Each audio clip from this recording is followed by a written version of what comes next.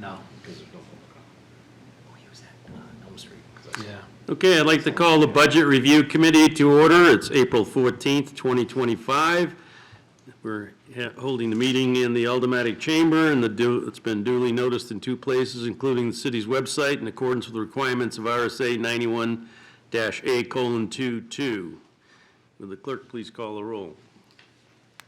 Alderman Tim Senate. Here. Alderman Derek Tebow. Here. Alderman John Sullivan is absent. No. No, I am Zoom. here. Oh, there you are. Okay, you weren't on it a second ago. Okay. I'm attending via Zoom as I'm traveling for business. I can hear you fine. I am alone in the room. Thank you. Okay. Alderwoman at Large, Shoshana Kelly. Here. Alderman at Large, Laurie Wilshire. Here. Yours truly, Alderman at Large, Michael O'Brien, is present. And our chairman, Alderman Richard A. Dowd. Present. You have a full vote, Mr. Chairman. Okay. Also in attendance is Mr. Tim Cummings, Miss Nancy Trask.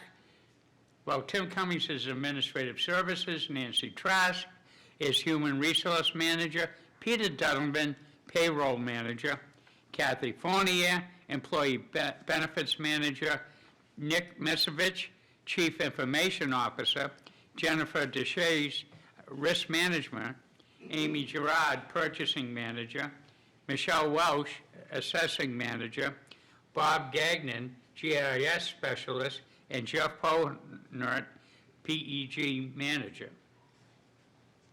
Okay. Communications? We have several, Mr. Chairman. We have communications from Mr. Lynn Fournier, Woodlawn Pinewood Cemeteries. Reason, fiscal year 26 budget. Also, further communication from Mr. Tim Cummings, Administrative Service Director. Jessica Haig, ASCC. Reason, fiscal year 2026 operating budget, ASCC. Also, further communications from Mr. Tim Cummings, Administrative Service Director, fiscal year 2026 operating budget for GIS.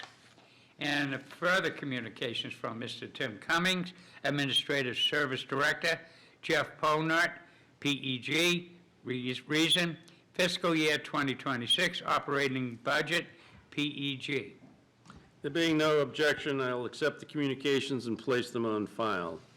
Unfinished business, There is none. new business resolutions.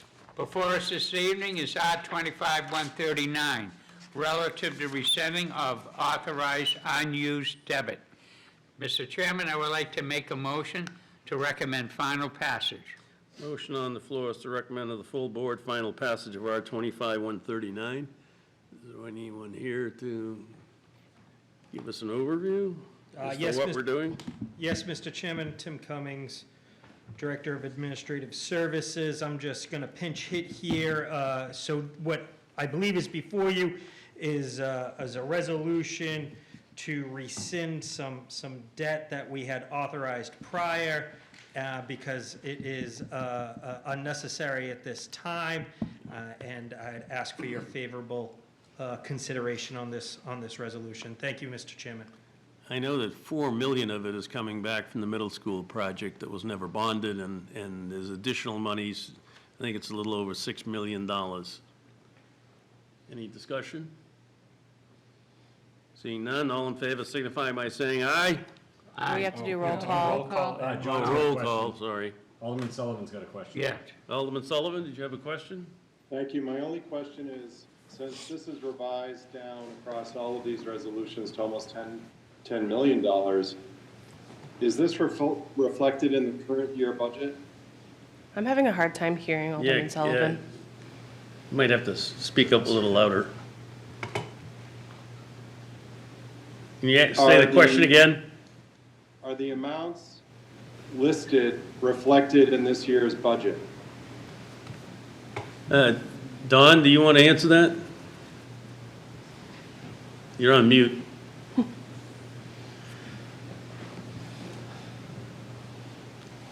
Still on mute.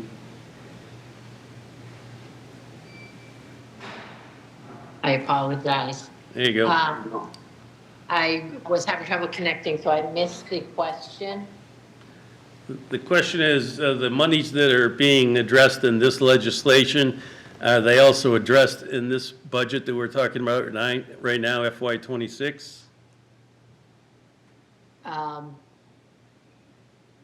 Once again, I apologize. The legislation that's in front of you, Is the rescinding of the monies? okay, is it budgeted in FY '26?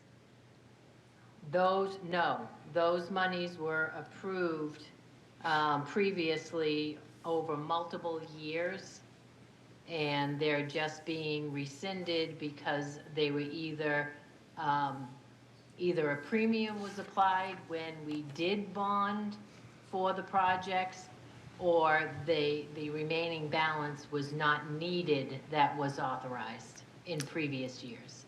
So if I'm not mistaken, in the ad hoc committee spreadsheet, the 10 million was listed for the middle school project, of which we're giving back 4 million. So that number should change, and I'm not sure about the rest of it.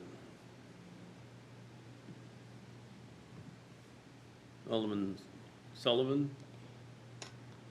The only reason I ask is if we're lowering the amount on the bond, then our principal and interest payment due should also go down. Am I There's never issue. following that correctly? I can let Dawn answer, but I don't think so, because we never bonded that 4 million. Dawn? Correct. The amounts that are being rescinded, those are amounts that were never bonded. So it's not in relation to any bond payments at all. They are just amounts that were authorized in the original resolutions. All set, Alderman Sullivan? Yes, thank you. Alderman Tebow? Thank you, Mr. Chair. So just to be clear, when we don't bond a part of the bond that we originally set, we always have to have legislation to rescind it. That's why we're doing Yes. this right now? Okay. Yes. Thank you. And it ends up like we only ever bonded for 6 million, not 10 million, at least for the school part of it anyway. Any additional questions? Roll call? Alderman at Large Laurie Wilshire. Yes. Alderman, let me see, I'm going to use a different sheet, excuse me. Okay, I've got to correct myself here and we'll start again. Alderman Tim Senate, Yes. Alderman Derek Tebow, Yes. Alderman John Sullivan, Yes. Alderwoman at Large Shoshana Kelly, Yes.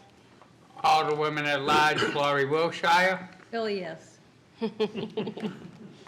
Alderman at Large Michael O'Brien votes yes, and our chairman, Alderman Richard A. Dowd. Yes. Okay. You have 1, 2, 3, 4, 5, 6, Unanimous. 7 yeas, 0 nays. Okay. Alderman O'Brien? Thank you. That motion carried, and also before us this evening is R-25-141, relative to the transfers of $200,000 from the Department 152 Fire Rescue, Account 51, Salaries and Wages, to Department 198, Interfund Transfers, Account 89732, Transfer to Fire Emergency Expendable Trust Fund. Mr. Chairman, I would like to make the motion to recommend final passage. The motion on the floor is to recommend final passage of R-25-141. I believe the chief is here, if you want to just give us a quick overview. Good evening, Steve Buxton, Nashua Fire.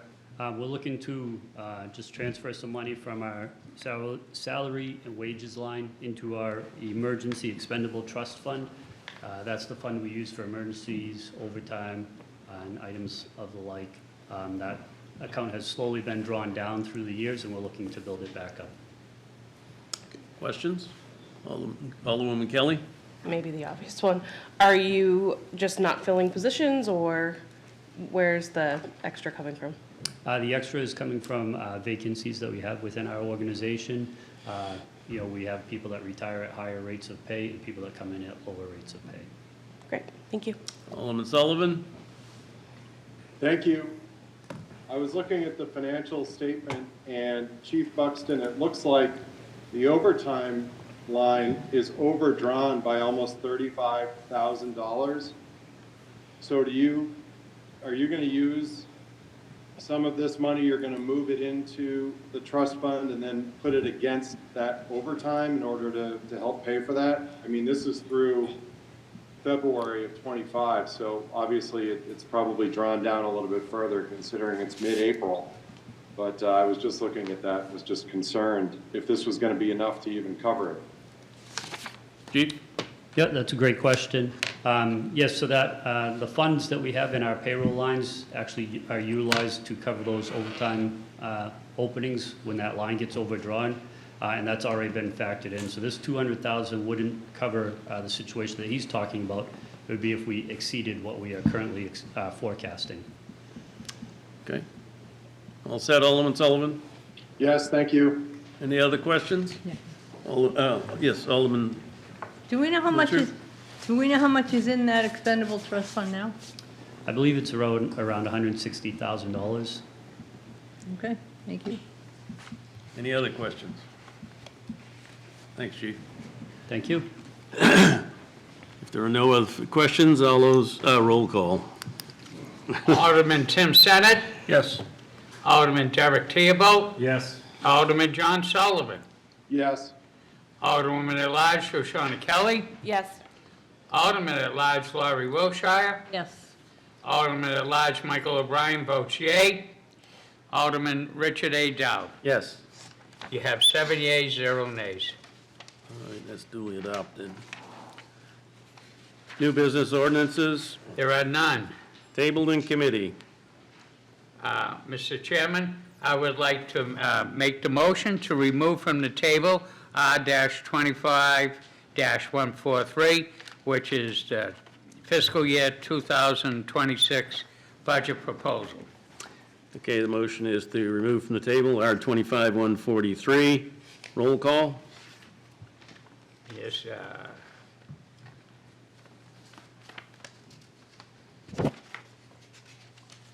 Alderman Tim Senate, Yes. Alderman Derek Theobald, Yes. Alderman John Sullivan, yes, Alderwoman at Large Shoshana Kelly, Yes. Alderman at Large Laurie Wilshire, yes, Alderman at Large Michael O'Brien votes yes, and our chairman, Alderman Richard A. Dowd. Yes. So R-25-143 is back on the table, and this evening, we're going to be doing the Administrative Services Division, and the first item to discuss is Administrative Services. Appropriations are on page 56. And who's going to speak to that? Thank you, Mr. Chairman. Would you like what we did last year, where we came up and sat around the horseshoe, and then each department came up and spoke to their specific budget, or what is your pleasure this evening? You can do that. Okay, thank you.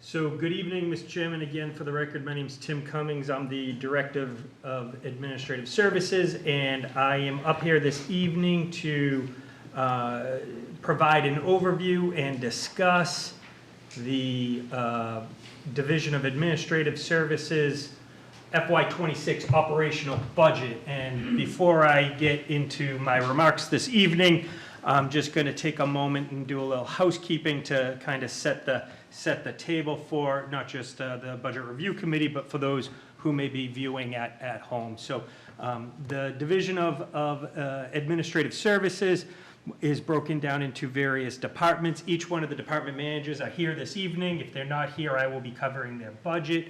I would ask, after we do the Office of Administrative Services, that's essentially my department's budget, we could call up the various departments and we could go into a little closer detail other than what I cover right now in this overview for the respective departments' budgets.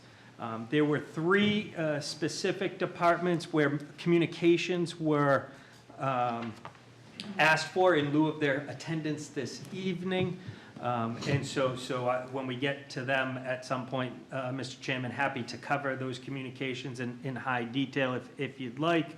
And then for orientation purposes, it should be noted that the risk, benefits, and PEG budgets are all budgets that are funded not necessarily from the general fund, but funded through special funds that are set up outside the purview of the general fund. So we can talk about that in a little bit more detail when the time comes.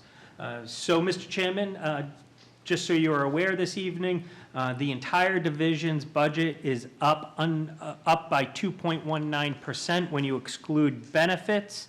And so that is under the guideline as set out. If we were to include benefits, our budget would be more like an 8% year-over-year increase. And I'll just take a moment now to pause and talk a little bit about that practice. And so just for orientation purposes, this is not a new practice here in the city of Nashua. We have always set the benefits aside and treated them separate from the operational budgets, mainly because it was beyond the control of the department, and so it's looked at in a way where it should be held aside. And so what we're doing is just following normal course as to how all the other departments and divisions do it here, and that's how we're presenting it to you this evening.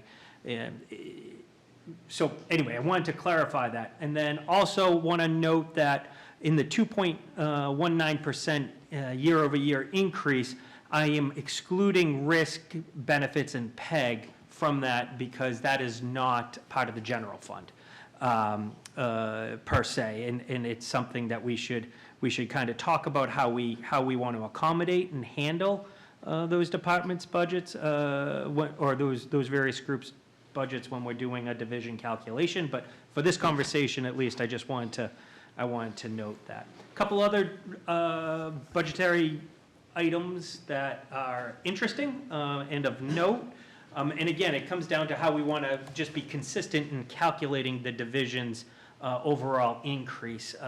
The Division of Administrative Services carries the unemployment benefit compensation for the entire city, both schools and general government, in our division's budget. And so I counted it this year because we haven't discussed that previously, so that's included, but I've reduced that by 18%.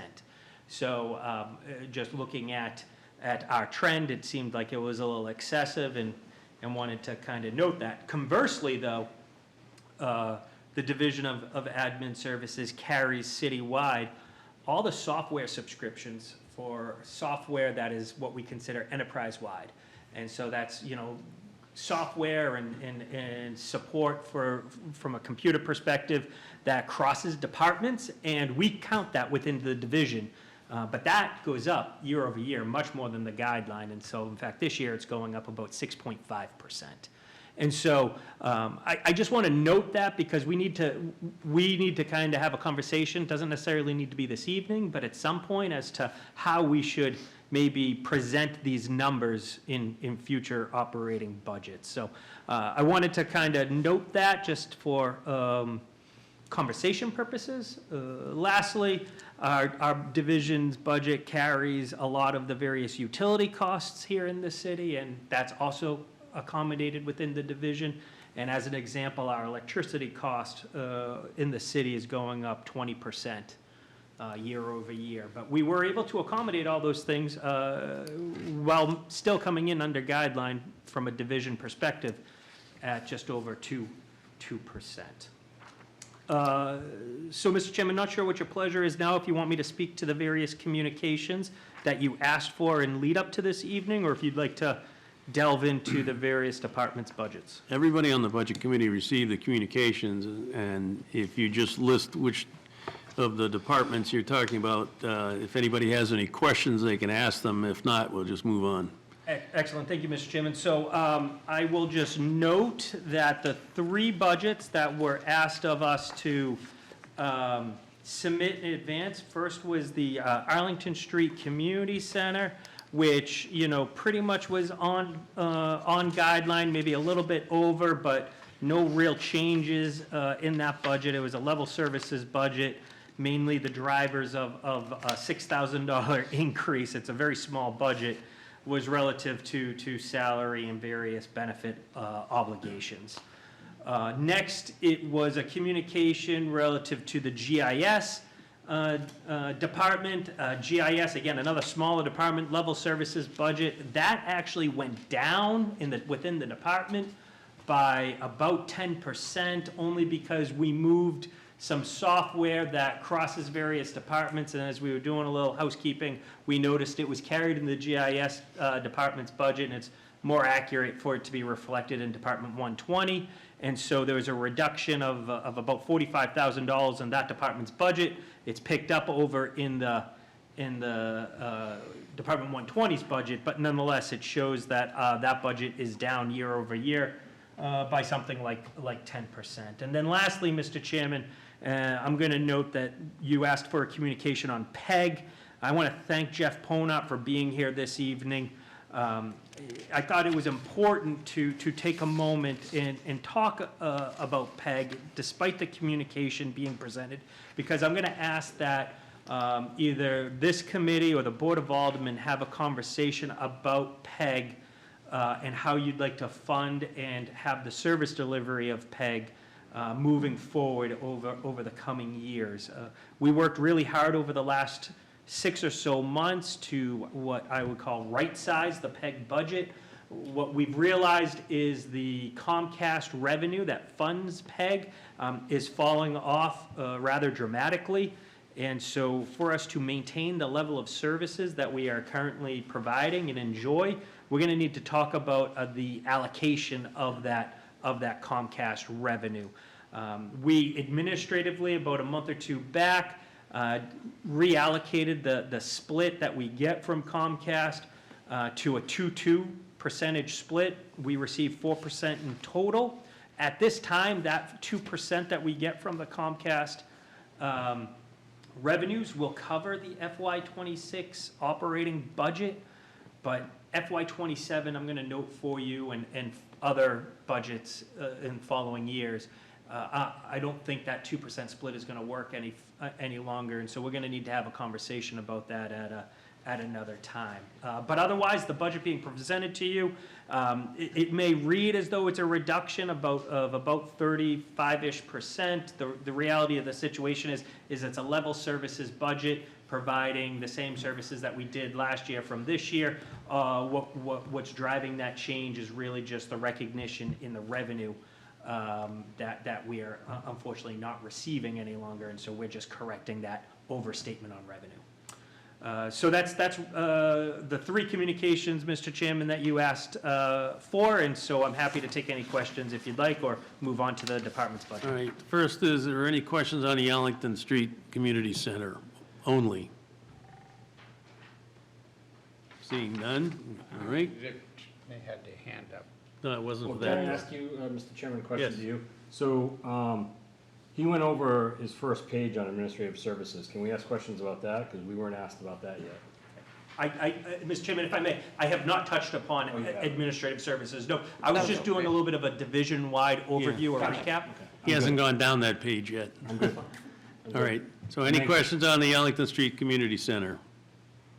Seeing none, any questions on GIS?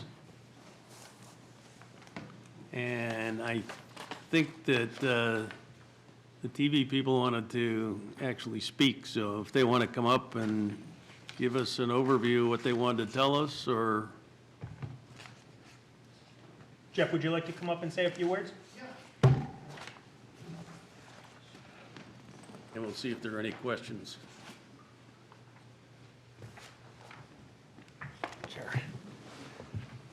Just introduce yourself.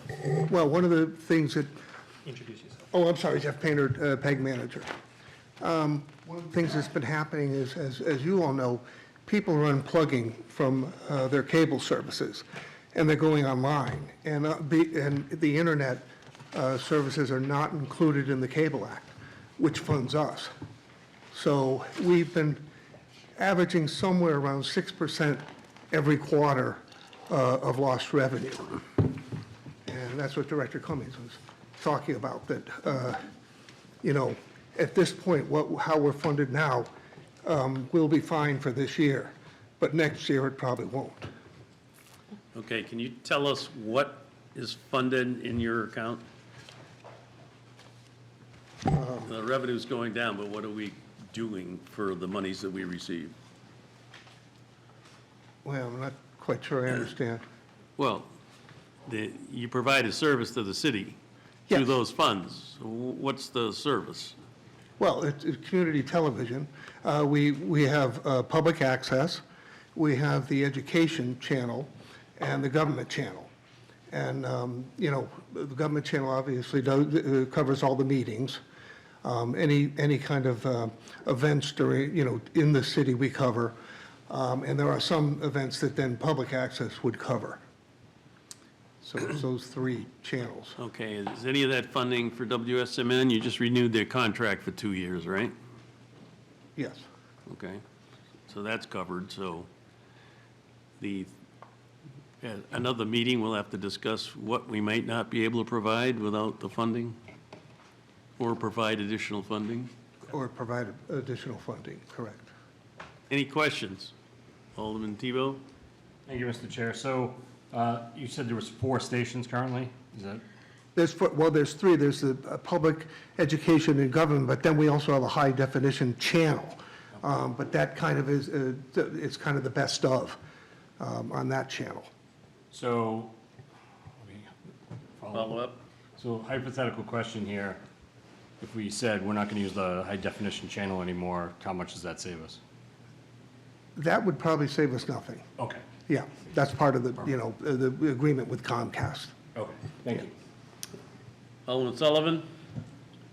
Thank you. You had mentioned that part of the reason, or the main reason, is that there's a big revenue fall off because people aren't subscribing to cable television anymore through Comcast. However, I would venture to guess that the penetration rate for Comcast internet is probably still pretty high, and I would also argue that it's because of that internet service that people are able to stream through other devices.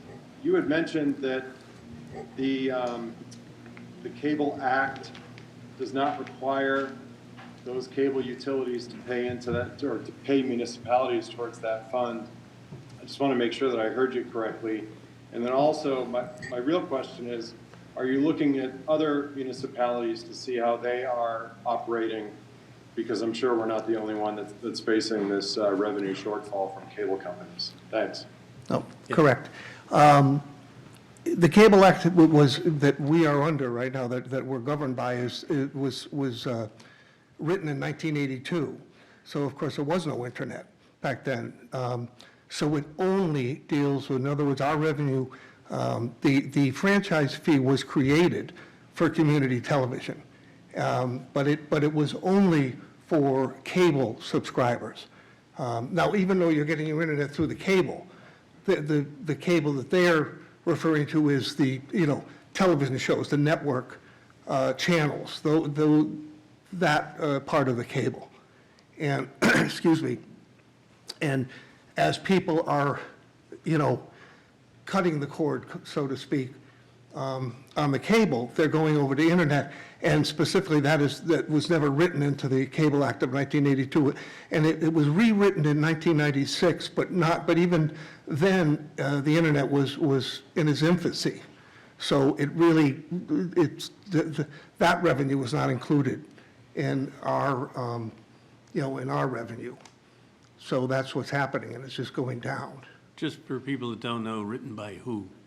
The government, I mean, Congress, Which government? Congress. the Congressional Act, Congressional Act? Okay. yeah. You all set, Alderman Sullivan? I'm sorry, there was, I'll just make a comment. Well, I did want to know if we did know how other municipalities were managing due to the revenue shortfall, and that I'll be writing my congresswoman for her to update the Yeah. Cable Act from 1982, Yeah. 86, I think. So. I only wish. Other municipalities are going through the same thing. And many municipalities, they're, under the Cable Act, every city is able to take 5% of their cable company's revenue. And many cities have got that amount, and that amount goes to the community television. So they're not at the stage that we are at right now as far as revenue goes, that our revenue loss. They've still got a pretty good balance. But they're going through the same thing as we are. I mean, they're going to their aldermen, trying to figure out how to fund themselves better. So that. Alderman Tebow? Thank you, Mr. Chair. This is gonna be a really stupid question.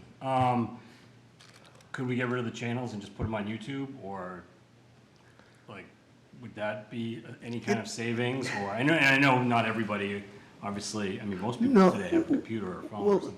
again, in order to do that, I mean, because we put it on YouTube now. Right. And it wouldn't really save us any money. I mean, meaning that our production and what we do would be the same. It just would go through a different conduit. So, follow-up? Follow-up? So it's not paying anything for the TV part of it, it's mostly the work that it takes to make, it doesn't matter where it is? Correct. Okay. Correct. Perfect, Yeah. thank you. Alderman O'Brien? Thank you, Mr. Chairman.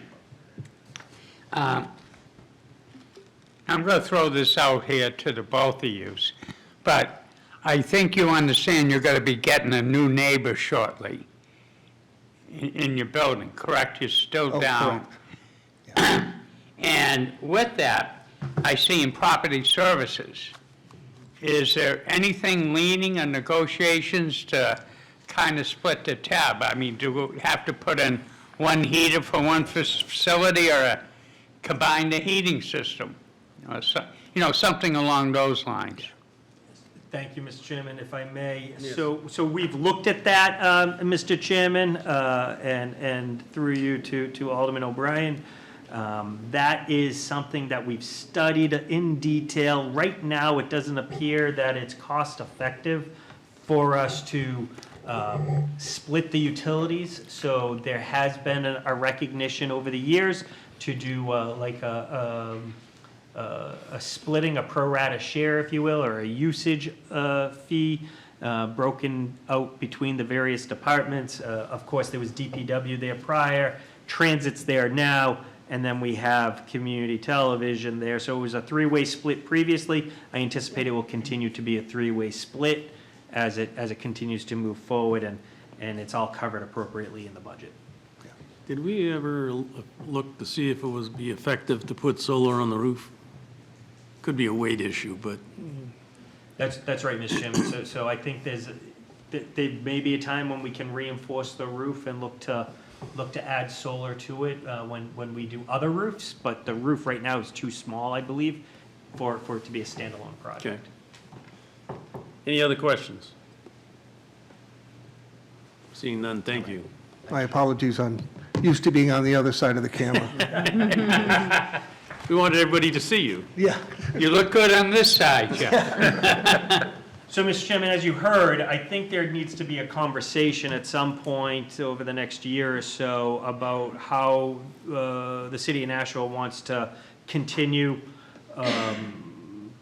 executing on the service delivery of this department. We could look to cut back on some service delivery. We could look to enhance revenue. We could look to create some efficiencies by trying to bring some things in-house. So really, there's going to be a question before you, not in the too far distant future, where we're going to have to address these items. Okay. So do you want to go down your first page, page 56? Happy to, Mr. Chairman. So Before you is what I call the Office of Administrative Services. This is essentially Department 106. It is a relatively level-funded budget with really only salaries and benefits driving the budget. There is a recognition of a loss of a position, but not the salary of that position. This position was a .5 administrative type position that Amy DeRoche, who is employed by the city, was doing.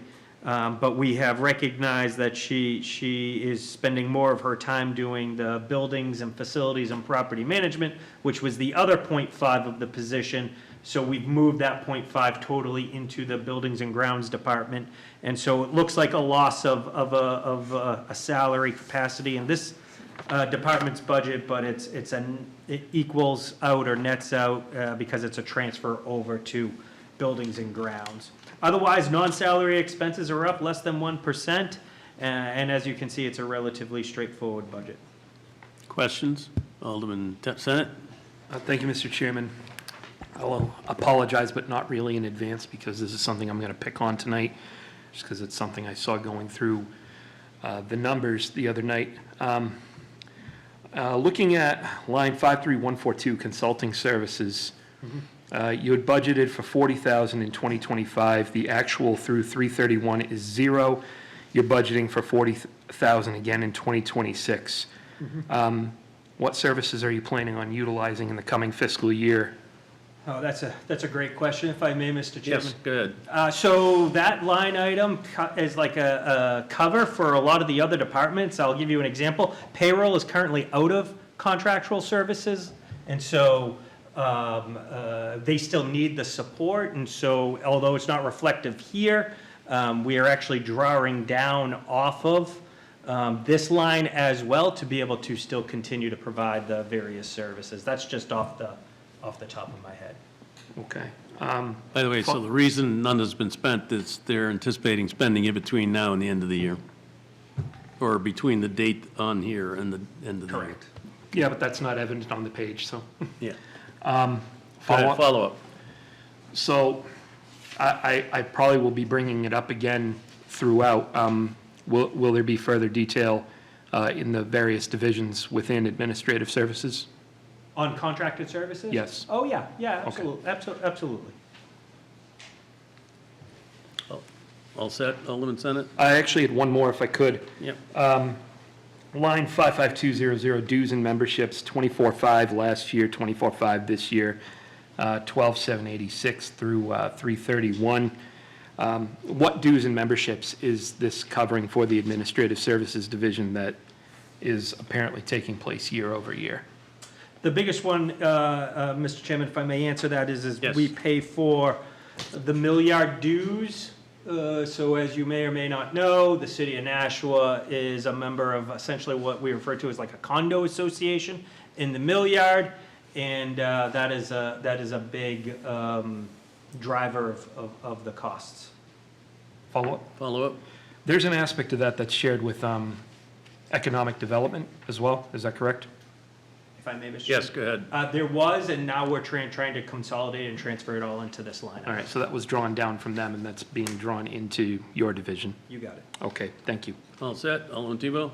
Thank you, Mr. Chair. So on the last line, 68240, other expenses, you're budgeting for 500, but we already have 6,300 this year, almost 6,400. What falls under other expenses, and do you expect to hold that $500, or is that going to go over that in the coming year? So this is a little bit of like a catch-all line from within the department, and so we don't want to ever over budget for it, but as we need, we may draw down upon it. So you know, we move other items, like for instance, if you saw consulting services, we might move some money down into other expenses to cover something that may come up that isn't appropriate to categorize as a consulting service. So that's why we kind of keep it low, so we don't over budget that line, but we use it throughout the year as necessary. Sometimes it goes to paying for various food and other type of expenses that may arise, might cover some tchotchkes that we need to provide within the city. As an example, we have in the past spent some money on when interns have come in and needed to have some handouts for them, and we would use this line item to pay for those types of things. All set? Yep. Any other questions on this page? Seeing none, okay. Move on to human resources. Thank you. And the appropriations are on page 58. Thank you, Mr. Chairman, and I'd ask Nancy Trask to join me. And as she's approaching, I will say that, again, this is a level services budget with really the biggest drivers being salary and benefits, but I will leave it to Ms. Trask to talk about some of the details of this budget. If you go past. Just identify yourself for the microphone so Sorry. the transcriptionists can get. Oh, right. Nancy Trask, Human Resource Manager. So the first two items are the wages and the benefits. And then followed by that, we've got consulting services, dues and memberships, which is pretty minimal. We didn't have much of an increase at all. We tried to stay level funded. We purchased most of the office supplies for the 3 departments, for payroll, benefits, and HR. And we have a line for recruiting and retention, where we've trying to start doing some things for our employees, and looking at starting to look at some ways to be more creative with recruiting. And then we carry the budget for tuition, UAW tuition reimbursement. And so, Mr. Chairman, I just add on that really the only increase is less than 1% for non-salary type expenses, and this budget's coming in under guideline, and anticipating Alderman Senate's question relative to contracted services. We would like to execute on a couple differing projects. One is an employee handbook, which the city doesn't have, and it's something I would highly recommend. I would still recommend we look to do an HR audit. And then there's some departments within the city here where we may need to look at their structure, and I would recommend that we have a consultant come in and help us talk about how we structure some of our departments, working cooperatively with the department or division head to make sure that we are organizationally, from a structure perspective, set up correctly. Okay, questions? Alderman Senate? Thank you, Mr. Chairman, and thank you for anticipating my questions. I do appreciate that. In regard to the anticipated projects for consulting services, fully agree that an employee handbook really should be standard for any employer. And I certainly, coming from the world of accounting, understand the need for audits. I get more than I ever care to in a single year. So my question in regard to each of those is, again, the carryover is 125.5. Last year, 125.5. This year, are those just in the gestational idea stages, something we'd like to do? Have we really put any boots on the ground in regard to making any headway towards those projects yet? Director Cummings? Yes, thank you. Well, we actually had discussed the HR audit last year during the operational budget, and we actually budgeted for it. And then we went out for an RFP, and we actually had it on the Finance Committee agenda a couple meetings back, and we would have obligated some of this funding with that monies. I understand at that time there might not have been an interest in pursuing it, and so it's on hold right now, but I would still like to try to pursue it. If we could, we have the money budgeted. Follow-up? Follow-up? What's the anticipated cost of that HR audit? I want to say off the top of my head, approximately $75,000? Yeah. Okay, thank you. Okay. So on that line item, you have anything left over from this year so you're adding that to what you're requesting to cover the things you just discussed? Well, Mr. Chairman, if we do not put a purchase order in before the end of the fiscal year, it will lap to surplus. And Okay. so, we may have some other studies that we could do. One of the things we've discussed is maybe trying to push the employee handbook study to try to move that forward and flip it and do the audit next year. So we need to kind of talk through those details, but the money would lapse to surplus, to answer your question, Mr. Chairman. Okay, so you're on both sides of that question. Alderman O'Brien? Yeah, thank you. On the employee handbook, I'm excited about that. When I came in, it was the merit system. That was stupid. There was times where I received good merit reports and no raise. So anyways, will this be only for unaffiliated, or will it be citywide?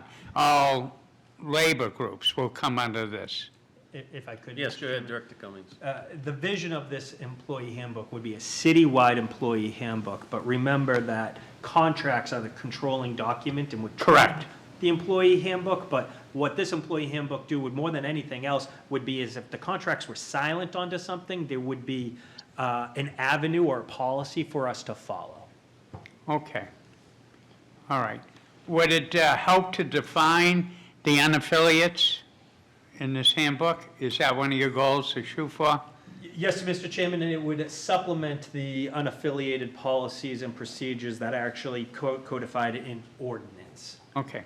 But Very good. This initiative would be very supportive and complementary to that and all the CBAs. Okay. Yes, Alderman Tebow? Thank you, Mr. Chair. So, two questions about this consultant services. So, first one is easy. Which one do you feel is more important to do right now? If you had your way, The audit. the audit? I would recommend doing the audit, and here's why. Is because the audit will identify gaps and potential vulnerabilities within our current service delivery operations that an employee handbook, a policy, or a procedure could address. So that's one of the reasons why we strategically wanted to pursue the audit first. Now, with that being said, if we did the employee handbook, first, we can do that. That's fine. It just wasn't necessarily the ideal situation, I guess. Follow-up? So, I mean, right now, it looks like you have 100,000. It sounds like the finance committee tabled it or pushed it aside, at least for the time being, right? Okay.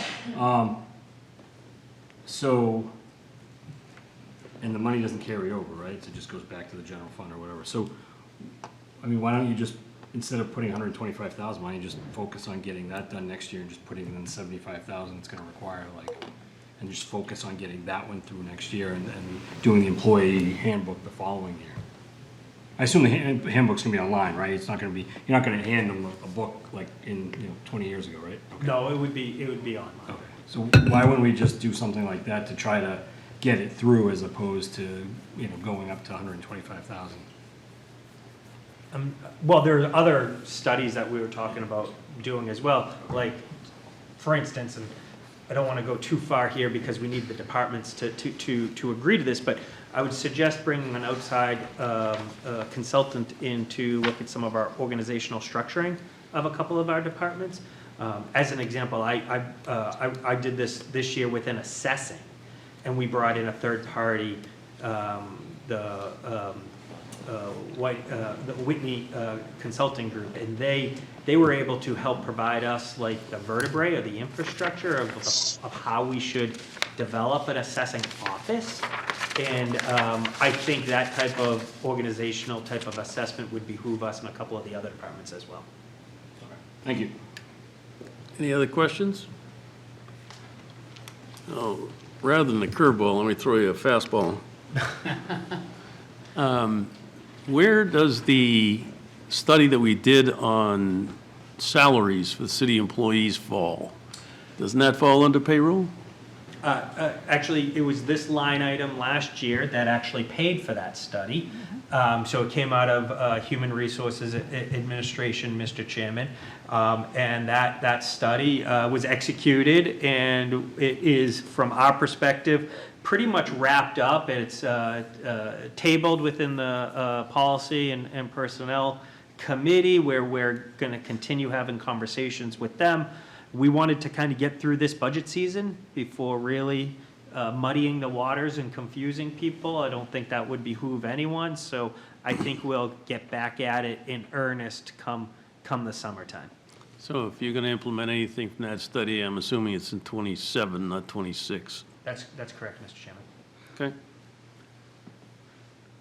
Any other questions? All right, we'll move on. Thank you. Thank you. We'll go now to payroll on page 59. Yes, thank you, Mr. Chairman, and I'd ask that Peter Donovan join me up here, and as Mr. Donovan joins me, I'll just say that this is a relatively level services budget, and it is, pretty much at guideline. Good evening, my name is Peter Donovan, I'm the payroll manager. We produce a weekly and bi-weekly payroll for the city and the school district. And I did want to mention that there was interest in the consulting fees that we have. And most of those fees really are mandated to us. New Hampshire retirement system revamped the complete way they wanted us to report to them. And it was a labor-intensive thing, more than our internal resources could do. So we did go out and bid for contracting help on that. And it ended up being a little in excess of $30,000 that we're still having issues with, because there's a lot of there is a pretty complex system. And also consulting services may be needed to implement different requirements in the CBA. Oftentimes agreements are made, but they don't necessarily take into account the implementation of those particular things that come out of the negotiations. And it's not just pay, but it could be a new PTO, a paid time off plan. It could be any number of things that now have to alter our existing software. And once again, our internal resources just are not able to do that extensive type of thing. So we do rely quite a bit on consulting services to get some of this stuff done. And the rest of the items we have here, just pretty much operational, requirements that pay for routine operational matters. And if I may, Mr. Chairman, Yes, actually, Director Cummings. Mr. Donovan actually noted some changes that if we were to implement, which this budget doesn't entertain, but there was two ideas that Mr. Donovan wants to potentially discuss us doing over the next year or so to talk about maybe creating some efficiencies. One of them is looking to try to stop printing direct deposit stubs. So, Peter, why don't you talk a little bit about that? Well, we do print direct deposit stubs out of courtesy for our folks, but it is a very, believe it or not, it's expensive. Not only paper-wise, because we can print over 3,000 of those in a biweekly payroll, and 1,000 during a regular one. So it's just not the time that the people, our staff takes, it's also the equipment. We constantly are calling service people to come in to fix these equipment. So we're looking at thousands of dollars that we could save. And really the only thing that we have to be concerned about is that we're in compliance with New Hampshire's law. And as long as we're able to provide this information online, which we are currently able to do, we have an employee self-service system where they can go in and look at this information.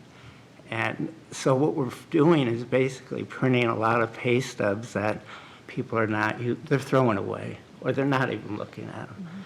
And so when you look at something like that and you go, that's really savings right off the top if we're looking to save some money, and it can be done. And now those people that will say that they don't have computers at home or they don't have access to certain things, well, we've talked to the admin areas within the department, and they're more than happy to help those folks out, print out their stubs if they need to, or IT is suggesting possible setting up kiosks in certain areas where they could go and do it. So it's not really what you'd call a huge inconvenience for our employees when you compare it to the cost savings that we could actually achieve by just implementing something fairly simple, and that most places in New Hampshire have implemented years ago because they're not required to do it, and the information is there. So we are constantly looking at ways to try to run things a little bit more efficiency.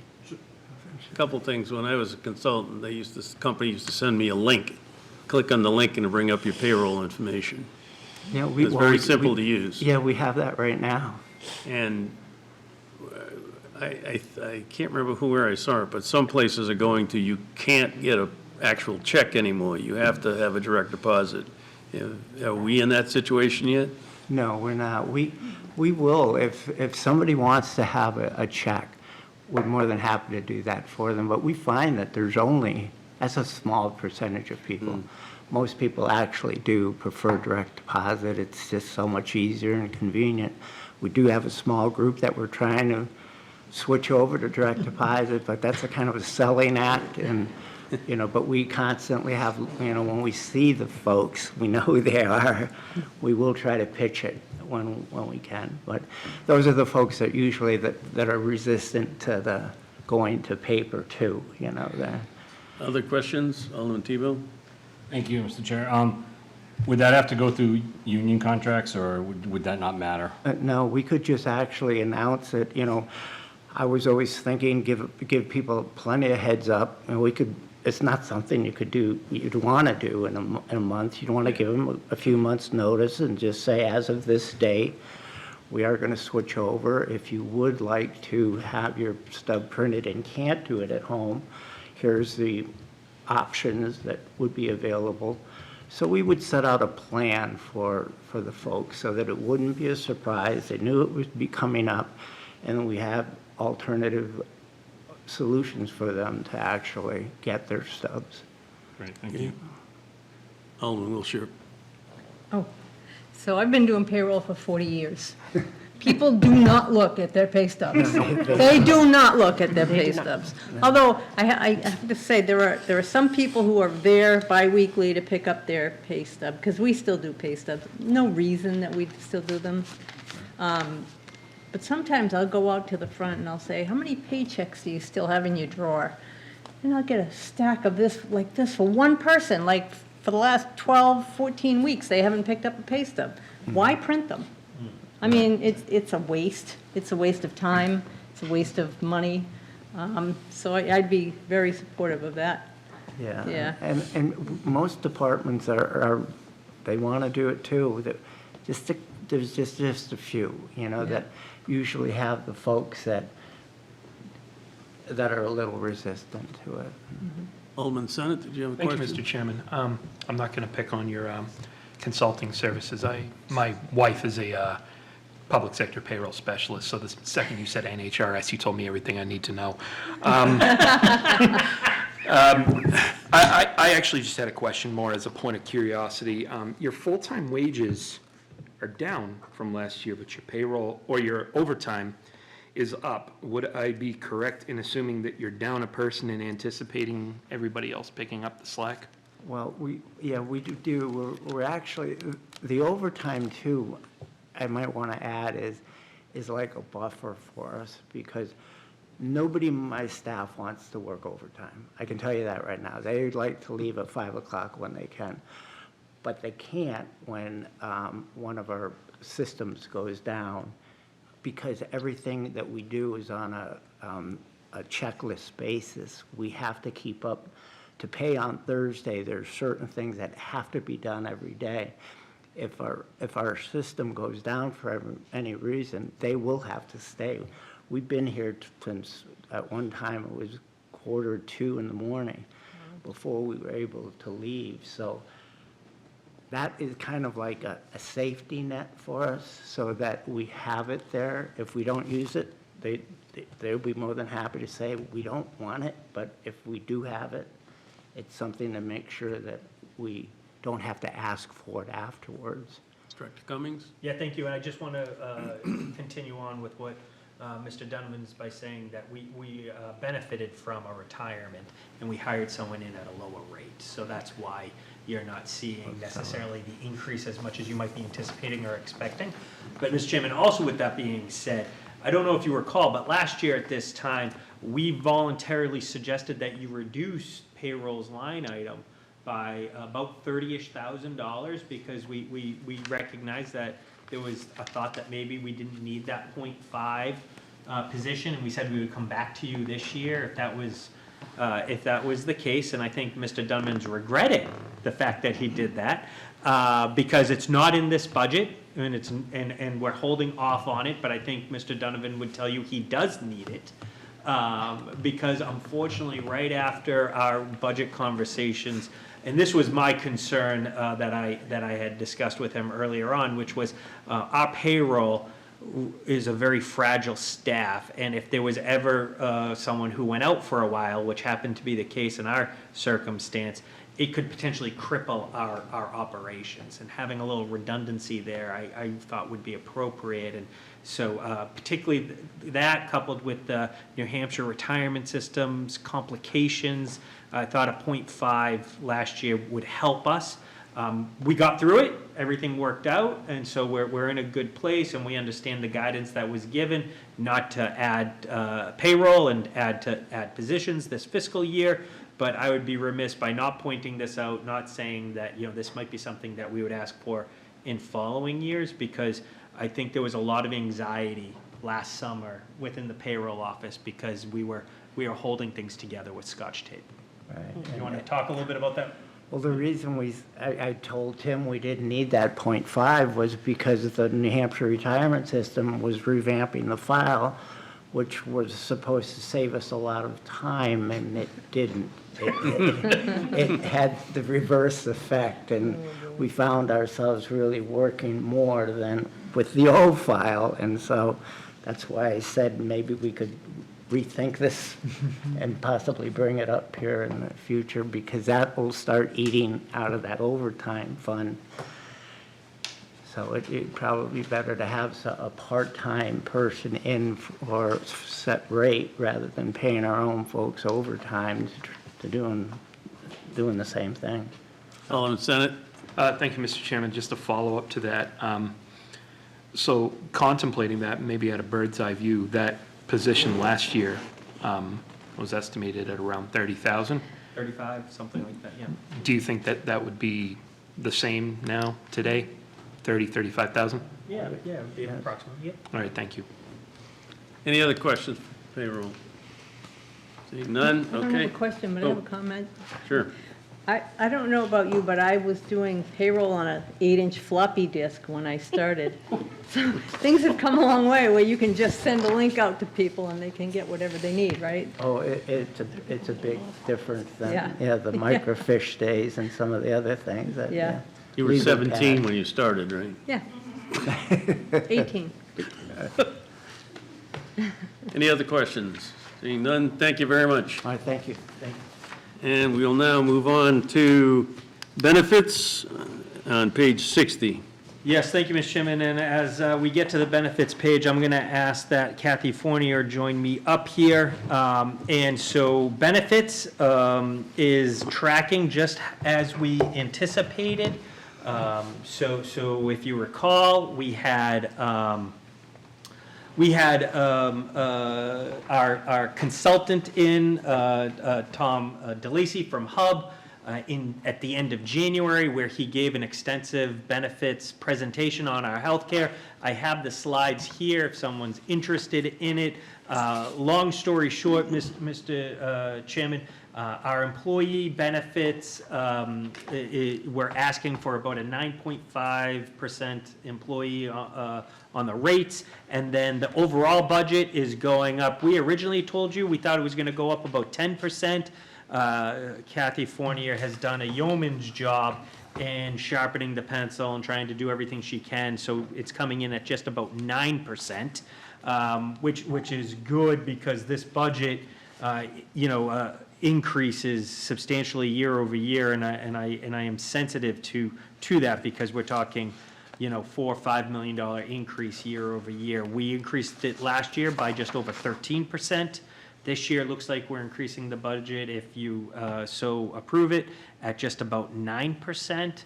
I'm hoping the following year, it's less than 9%, but I will just take a moment and for those of you who have this PowerPoint presentation at home or in your packets from previous communications, it talks about, an expected trend of 9%. It specifically mentions Anthem at a 9.9% increase in the state of New Hampshire year over year.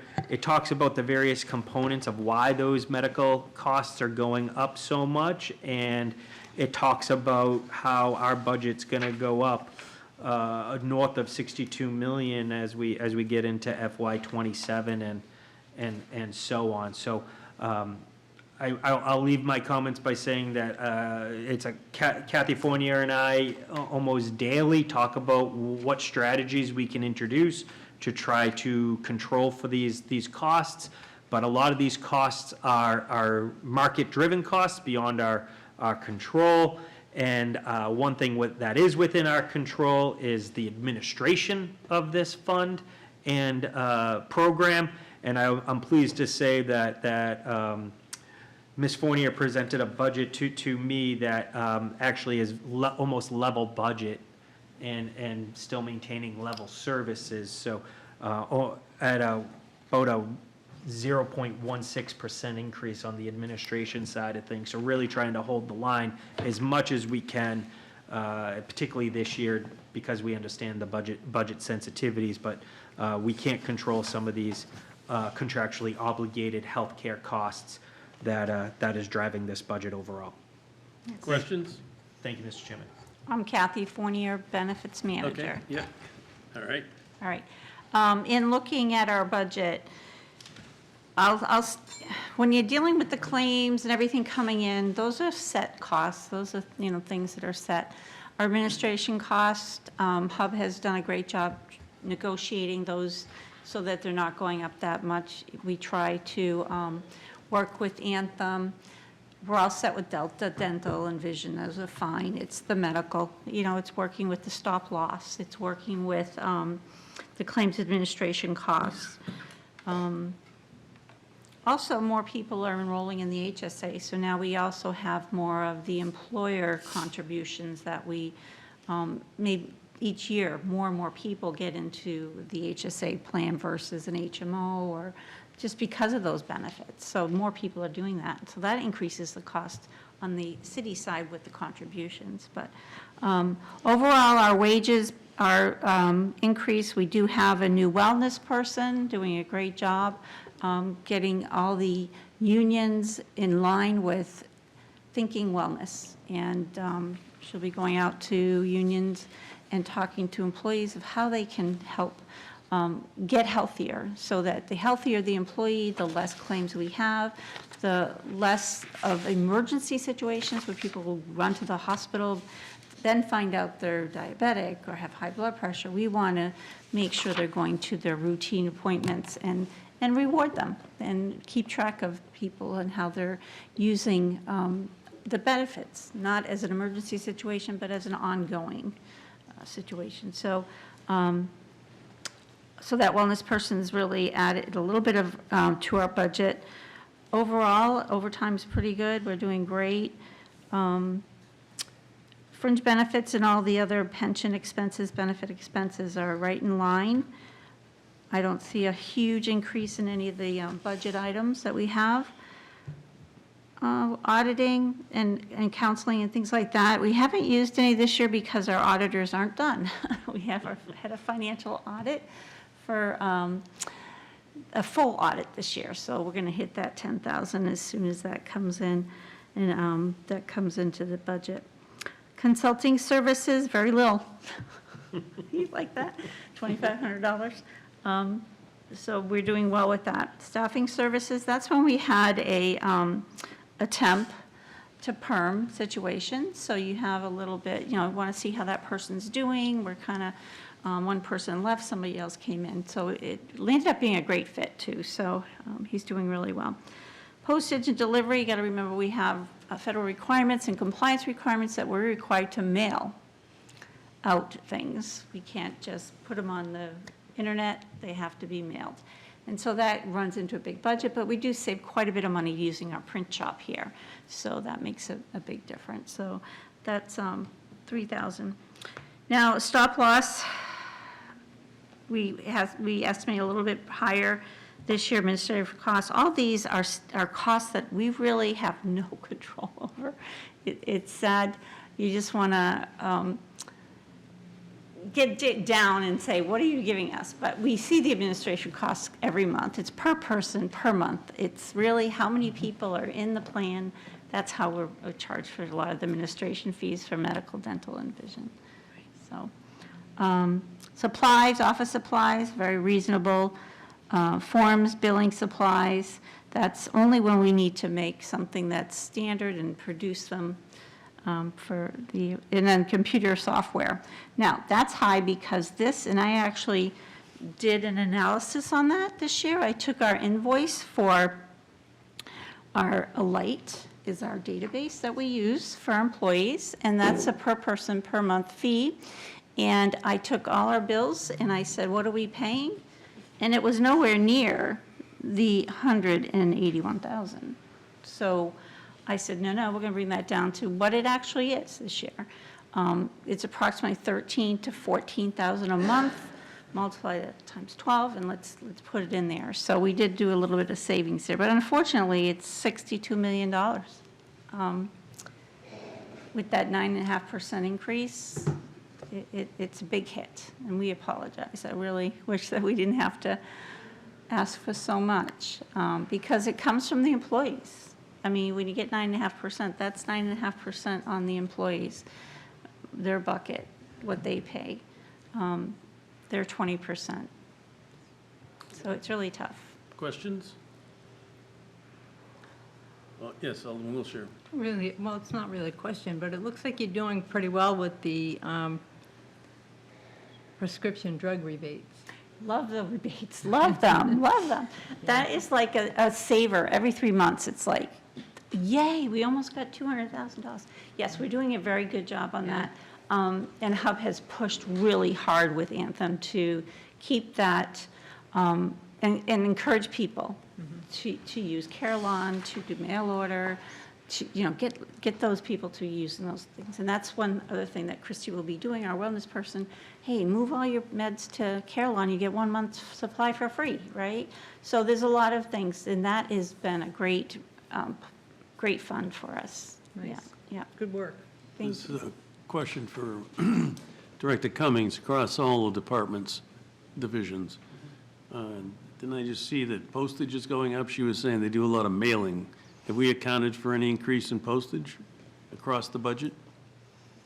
Within the department's budgets, yes, each department Okay. carries their own All right. postage. Yeah, Um, yeah. And I see that Alderman Sullivan has a question. Alderman Sullivan? Thank you very much. Director Cummings, I appreciate you bringing up the benefits and just doing a high-level overview of what we reviewed back in, I thought it was a couple of weeks ago, I guess it was January.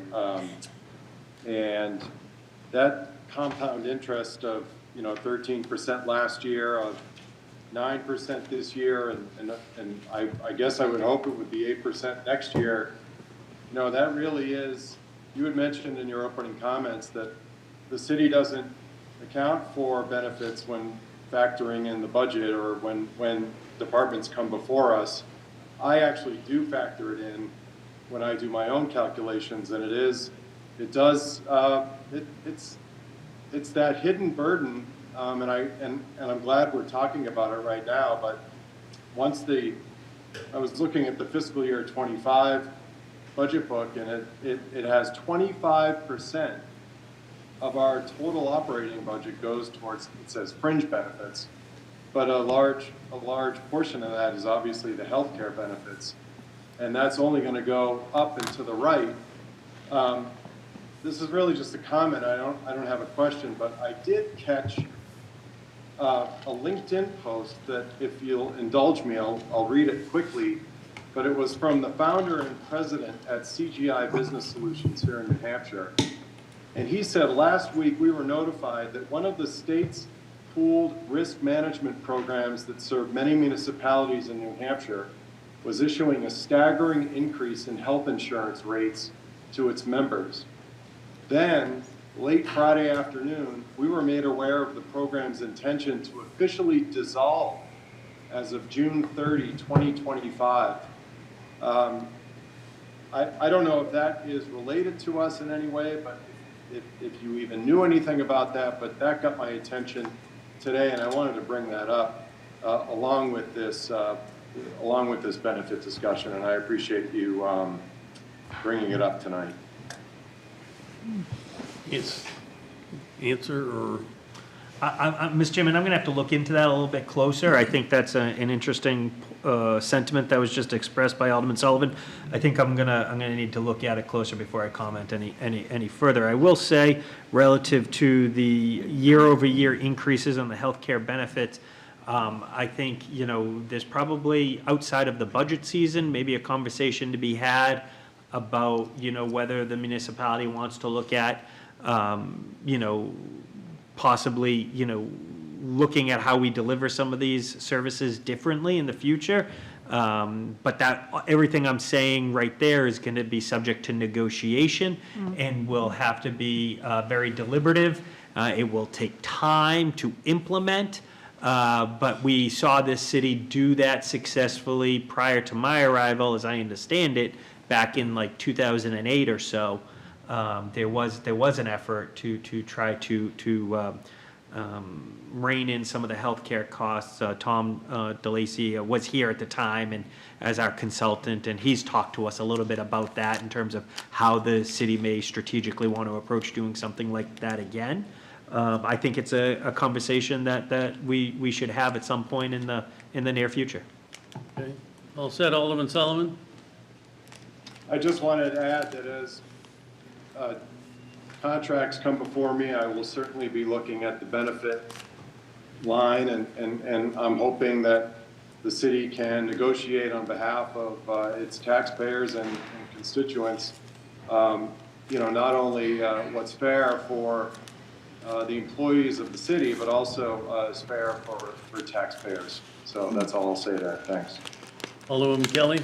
Yes, thank you. And thank you for working so hard to get this where it can be in a really tight budget setting. I had a question around, it's on your revenues page, it's about the Smart Saver Rewards Program. I know that was presented to us maybe 5 years ago. And the intent of that program was to help people to make choices that actually were fiscally responsible for both themselves and for the city. So I see that line is up 46,000. Does that mean, excuse me, sorry. Does that mean that more people are participating than we had anticipated? Yes, it is. Smart Shopper, you go to a certain lab, you get $50. Those add up, right? You start adding them up. The more people that use the Smart Shopper, the more, of course, it costs the city, and ultimately less money in the claims section. By keeping it at like $27,250, I think we may go over. We may go over a little bit if we are going to be pushing that a lot this year. And I think we'll be fine. The 25,000, that's the Smart Shopper Reward Program. Actually, you know why that one is different? Is that I gotta just think, is this our Anthem Awards program? If that's our Anthem Awards program, 25,000 is what we use, but we had leftover money last year and we were able to spend it. They allowed us to spend it. So we brought it back down to 27.5, 250. So, If I could follow up. Follow up? of course. But just, thank you. I was trying not to get in the weeds, but I just wanted to, make sure that people understand that while it looks like a rewards program, is actually saving us money. It does, yes, it Yeah. does. And do you have a general sense of what that is? You don't have to answer it right now if you Not don't. right now, a certain percentage.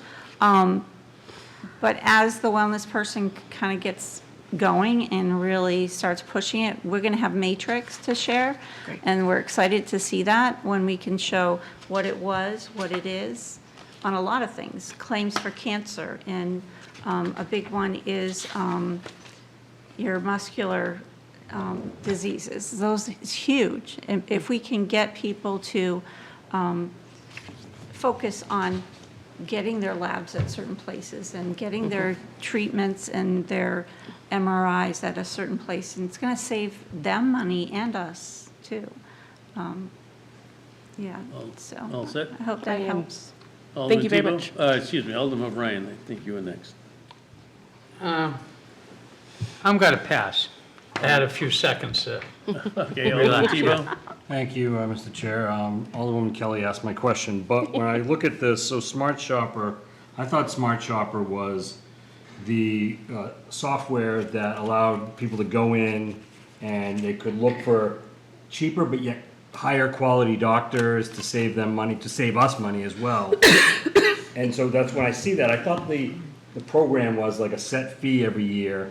So when I see it go up like that, I was surprised. But if it's also giving back rewards, then we're gonna be over 50,000. So I don't know why we're shorting at 27 if we're already this year gonna be I'll have to over look 50. into that one again for Okay. us. I don't want to increase our budget any, but let me look at that.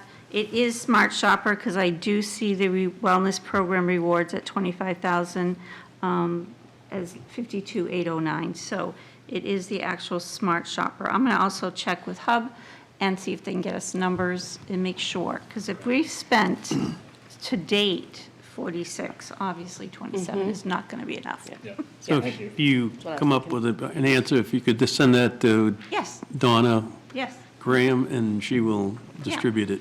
okay. Any other questions? Benefits? Seeing none? All right, thank you. And we will move on to technology maintenance, and I assume also information technology, 61 and 62. That's correct, Mr. Chairman. I would ask Nick Misevich to join me. He'll speak to Department 120 and Department 122.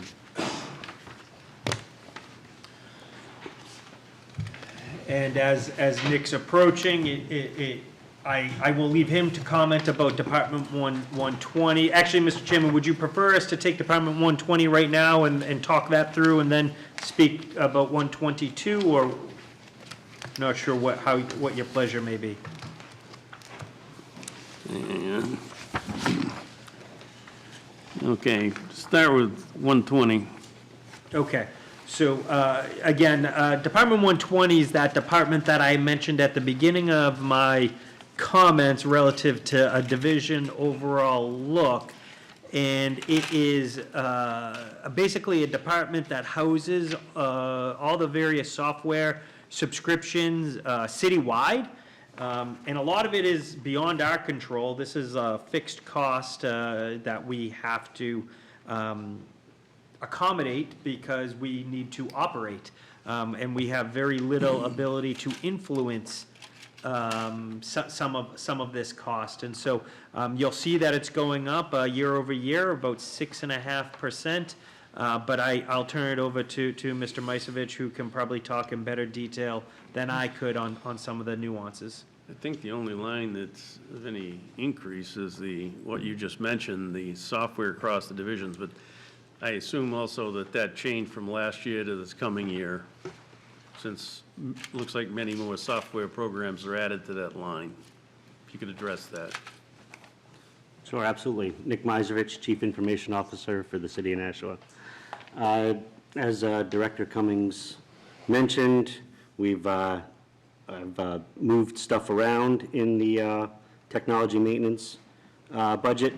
For example, 54,407 software maintenance is actually decreased by approximately 90,000, and that is because of 5 items moving from that line to the software subscriptions line, because they're coming out of software maintenance and it's going to be software as a service going forward. Some of those you may be aware of that deal with the Kronos software that the city uses. The other ones included what's called Microsoft Software Assurance, where we pay a fee for our Microsoft licenses to always be able to use the newer versions when they come out, so we don't have to repurchase all the licenses. And then we also had 4 pieces of software that we've added to the arsenal of about $30,000. That's various things for the website, dealing with the document management piece. There's also, we're putting in place some right-to-know software. We're getting into cybersecurity firm of Rapid7. They're big in the industry. We broke our way into their software platform, and then additional licenses for our backup system. On line 55105, data internet, that decreased approximately $9,000. And the reason for that is we're finally at the point where we're seeing the realization of contract negotiations and consolidations that were performed last year. So everything's finally catching up, and we can see that in the budget finally. Another decrease was 55109, telephone voice. That's a decrease of about $50,000. Again, for the same reason, big contract negotiations. I was able to get us locked into rates for a 3-year period instead of them constantly increasing on a yearly basis because of the copper lines, and all the carriers are getting away from that technology and looking to force people to upgrade. Another decrease was the 551118 telephone cellular. It's a decrease of about $3,000. This is moving all devices from the carriers that they were on to AT&T FirstNet, which gives us priority service, especially for the equipment that's in the fire vehicles. And then we also removed devices that were assigned to individuals and forced that back onto the respective departments. And finally, the big one, 55620, software subscription services. That's an increase of about $280,000. That's where the $90,000 that I originally spoke of hit, as far as, and as well as the additional items that everyone here should be aware of, because it was voted on for the increased fees for Kronos going to the cloud. And then we also are adding 2 more licenses, or 2 more items to this budget. Mimecast for the library, they had to break out into their own tenant because they switched from using our Exchange email system that's housed here at the city to O365, the cloud version. And for us to be able to email them, continually emailing them, they can't be on the same Mimecast tenant, so they have to be on their own. The last item is we're planning on proceeding with Microsoft O365 as well for the city side, mostly because Microsoft has yet to release the next version of Exchange, and we have a feeling that they're not going to release that. So they're forcing all of their customers to the cloud, which is a very common theme for a lot of software companies. All set? Questions? Alderman Senate? Thank you, Mr. Chairman.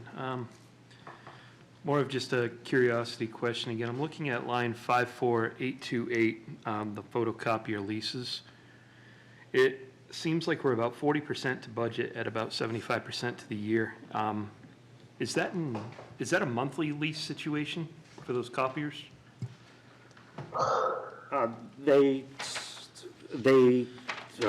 Let's see. Let me get to the right page. That would help.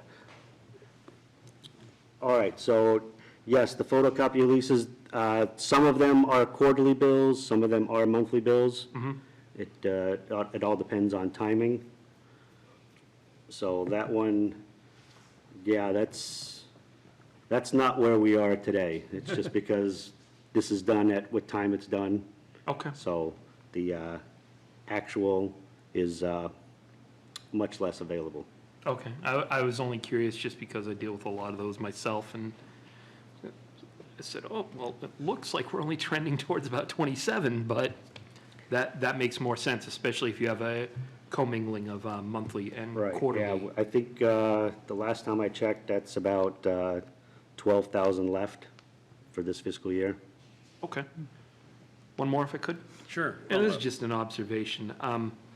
Looking down at the last line, 61615, print management consumables, I would imagine, being a municipality, we utilize a lot of paper. Is that correct?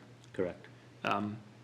Is there, and I imagine that this conversation would at least gestate in your division, is there any appetite, any sort of push? I know we've heard some earlier from payroll to migrate towards a more paperless system. Would love to. What are some of the challenges that you face in that? You don't have to go too deep into the weeds. A lot of what's governing this line is color copies versus black and white, Okay. because color copies are 10 times the cost of a black and white copy. Yes, yes. So it's not the paper cost, it's the printing is what we're paying for. Okay. And I'm assuming we still have a need for a lot of color copy.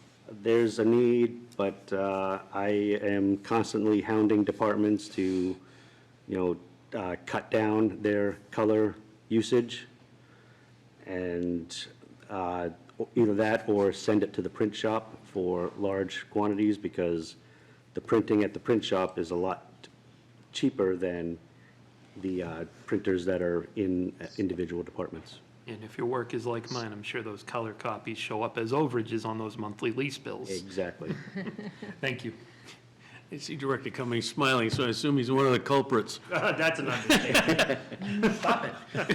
Alderwoman Kelly. Thank you. Just a comment on the print in, then I do have a question. I know there was a conversation maybe 5 years ago about printers that would allow us to badge in, badge out, and have less overage. I think it was a little bit pricey at the time, but something to maybe reconsider. So it doesn't allow you to do it until you come over and pick it up, those kinds of things. And then it also, like, if I remember you presented it, it like makes it so that you only have so many per department that you can do in color. You can tell me if I'm wrong. That's what I remembered. My question, though, is around software subscriptions. I know you said you moved a lot in there. It's a little bit hard to gather just from that number, but what you moved in there, did it all stay flat, or were there things that went up as well in that line item? I'd like to say they stayed flat, but no, the 3 Kronos items were a large increase. How much do you know? I believe we went from 70,000 to about 160,000. Wow. Just for those products. And they have a corner on the market, there's not additional or options there? I looked at their competitor ADP, and they could not come close to what we have, because we're also integrating Telestaff into the Kronos Cloud, and they do not offer that service. Thank you. You're welcome. Alderman O'Brien. I'm going to pass again. Anyone else for 120? All right, going to 121. Yep, thank you, Mr. Chairman, and so, Mr. Chairman, we're moving now into Department 122, Information Technology. Yes, 122. So, Mr. Chairman, what you just heard before was a presentation on really the various software components that are citywide driven price drivers. Here now is really all various departmental costs contained within Department 122. And within 122, we have a couple various groups. We have administration, we have infrastructure, we have tech support, we have application development. And Mr. Misevich is here this evening. He can speak to all the various components of this departmental budget, which I will hand it off to him now to speak to. Thank you, Director Cummings. Again, Nick Misevich, Chief Information Officer. With the exception of salaries and benefits, we are actually have gone down.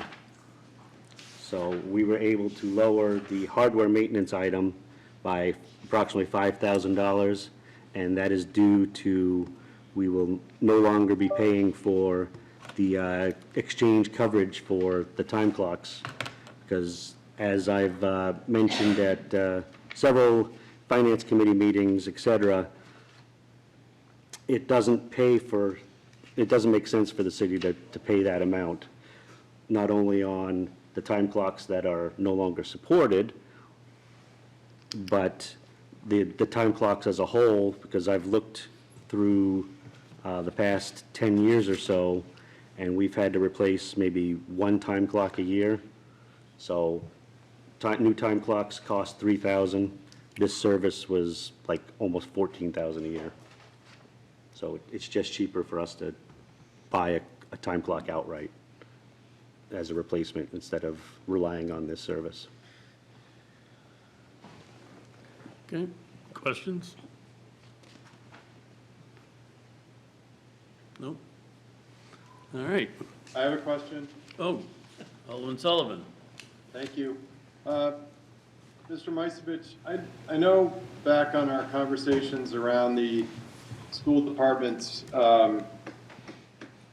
IT hack, did we hire a chief information security officer? Wasn't that one of the heads that we hired? No, actually, we hired a cybersecurity engineer. Okay. And that's in your budget? 0.5 is in my budget, 0.5 is in the school district's budget. Okay. And it was a cybersecurity engineer? Correct. Thank you. All set, Alderman Sullivan? Yes, sir. All right. No other questions? Thank you. Thank you. And we'll move on to risk management.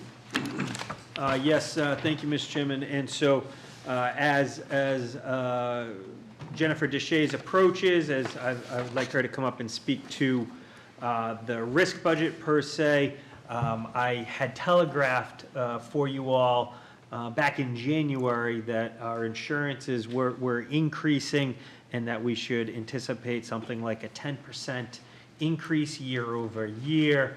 And I think we are staying true to form on those comments that occurred back in that January timeframe, but I will leave it to Ms. Deshays to speak in more detail. Jennifer Deshays, Risk Manager.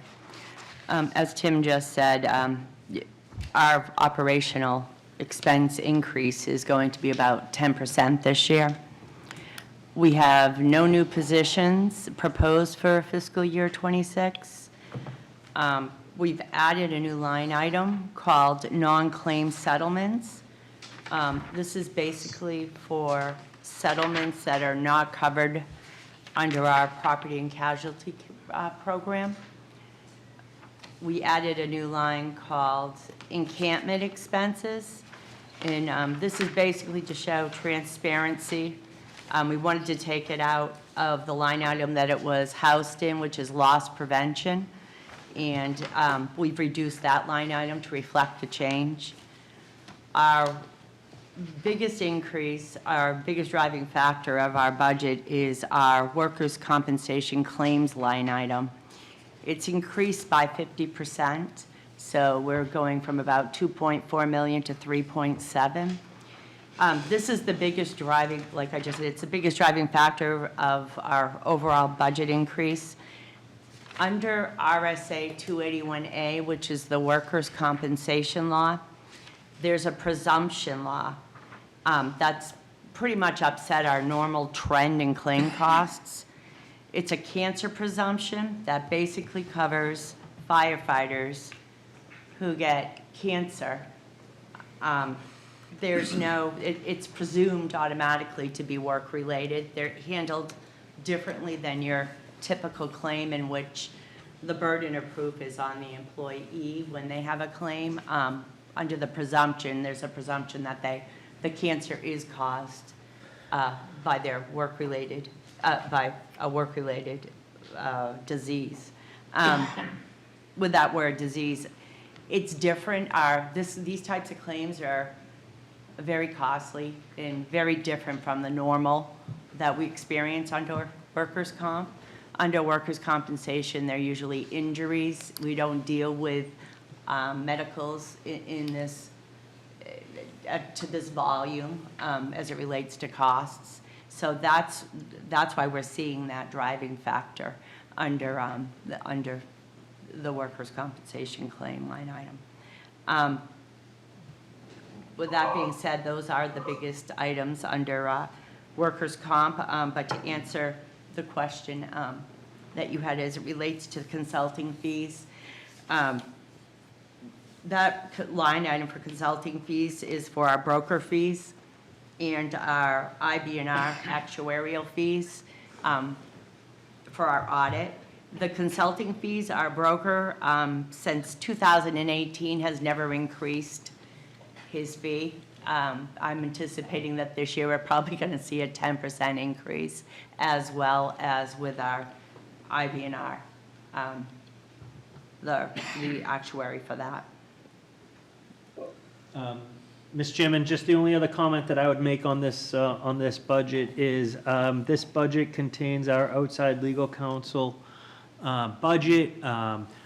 I have consulted with Mr. Shays, and I spoke to the mayor about this, and we're holding at seeking $500,000 because we're trying to be mindful of the budget constraints. I'll note that we have a trial coming up in June, actually, where there's a potential that we will be spending down a lot of this money, and I think, you know, we are hedging that we won't necessarily need as much next year, and so that's why we're keeping it at the 500,000 level. But there is a chance that we're going to need some of that money, and so I flag that for you because I think we're good right now. But if things tend to trend differently, whether it's the trial goes longer or we see additional cases filed, we may need to increase that line item, but we're certainly hopeful that that's not the case. Questions? Alderwoman Kelly? Thank you. I know that you mentioned around the cancer increases and that how pushing your budget line up. Can you just remind me, either Director Cummings, I know there was discussions around helping the firefighters to have more frequent cancer screenings, so that we might be able to get ahead of these now that this is becoming more clear to so many people in that industry. Yep. If I could speak to that, Yes, Mr. Chairman. Cummings?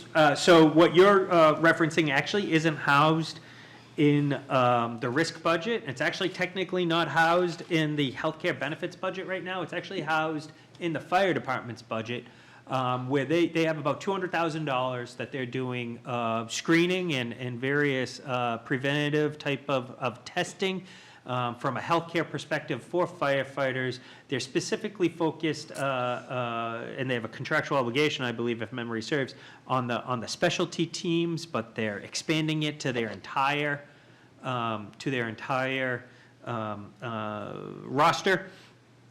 Because they know that if they can catch particularly a cancer early on, it will save significant monies later on if it's caught much later. And so if you catch a cancer at a stage 1 versus a stage 4, obviously, not only is that better for the individual, from a budgetary perspective, that would hit our healthcare budget, particularly, it helps us immensely. So there's a lot of good reasons why we should be looking to do this. I will say fire is taking the lead. I would love for it to expand into police, and then DPW as well, and I think it's something that we need to have a conversation about for our various departments that to offer this, and maybe get certain groups on doesn't need to be an annual, like it might be for firefighters or first responders, but every couple year type rotation, because we know I'm going to use rough numbers here, every cancer, on average could cost us between $50,000 and $60,000, and if we catch that cancer early on and we catch more at the $5,000 to $15,000 range, that's much better than catching a cancer at a stage 4 and it's $300,000. So that's the type of analysis that we're doing now, and we're working very closely with fire.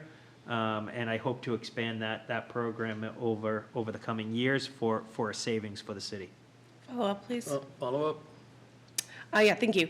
Thank you for that. I did remember sort of an early preliminary conversation around potentially adding it to the insurance, which would be more centered in, and did we get any further with that? Because I know what the firefighters is doing is sort of a Band-Aid. They're using a specific consulting firm that can come in, but I think the initial thought was, can we get it folded into our insurance plans? And so I would say it's not going to be in FY '26, but I'm hoping to get it into FY '27. Fire is fully stood up now, and they're doing it. I actually participated in it, and I actually had some testing done to experience it, to understand it. We're working with our healthcare consultant to see if we can get the right codes developed so we can institute it, and then there's a conversation, because there is a cost here. And so there is a conversation about us taking that on. It could be a couple $100,000 to a $500,000 type of outlay. I believe, and more analysis needs to be done to prove my theory here, so that's why we're not jumping too quickly. I believe it will save us money in the long run. And save lives. But I need to prove that to you before I recommend it. Thank you. All set. Alderman Sullivan? Thank you. I have a couple of questions. The first, could you please explain again the line items, non-claim settlements and encampments again, please? Sure. So, these are claims or incidents or matters or lawsuits that come before us that are not covered under our insurance policies. So, over the years, we've really never had a place to pay for these, whether it be a settlement or, a judgment. If it's not covered under our policy, there is no line item. So departments were paying for these, and we were finding it in other areas of our budget to cover these expenses. Particularly when departments can't afford to pay for it. Correct. So this is just something, this has been a little bit of a pet peeve of mine that Mr. Shays is tolerating, because from a good budgeting perspective, we should have something to cover when there's, as an example, a dispute with a contractor.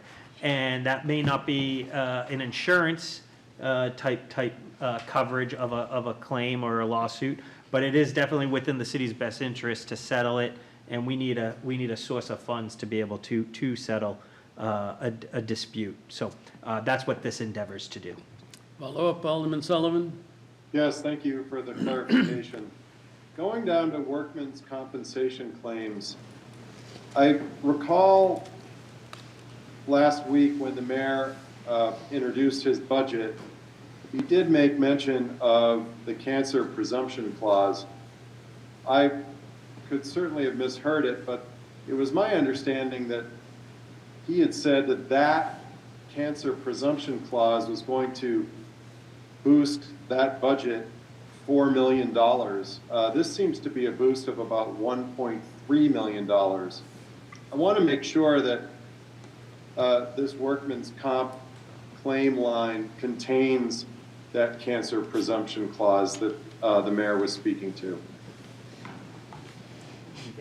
Thank you. I'm going to take the first initial swing at this, and then I'll hand it over to Mr. Shays, who I'm sure will do a better job answering it. But I believe what the mayor was referencing is he was just talking about the total line increase, and so he was just saying it was going to be about $4 million, which is an increase from what it was when it was about 2.5 million or thereabouts last year. I believe that's what he was referencing, but nonetheless, what we need to know is this line item in particular is going to be going up about 50% because of this statutorily driven mandate. I'll leave my comments there unless Ms. DeShays has anything else she wants to say.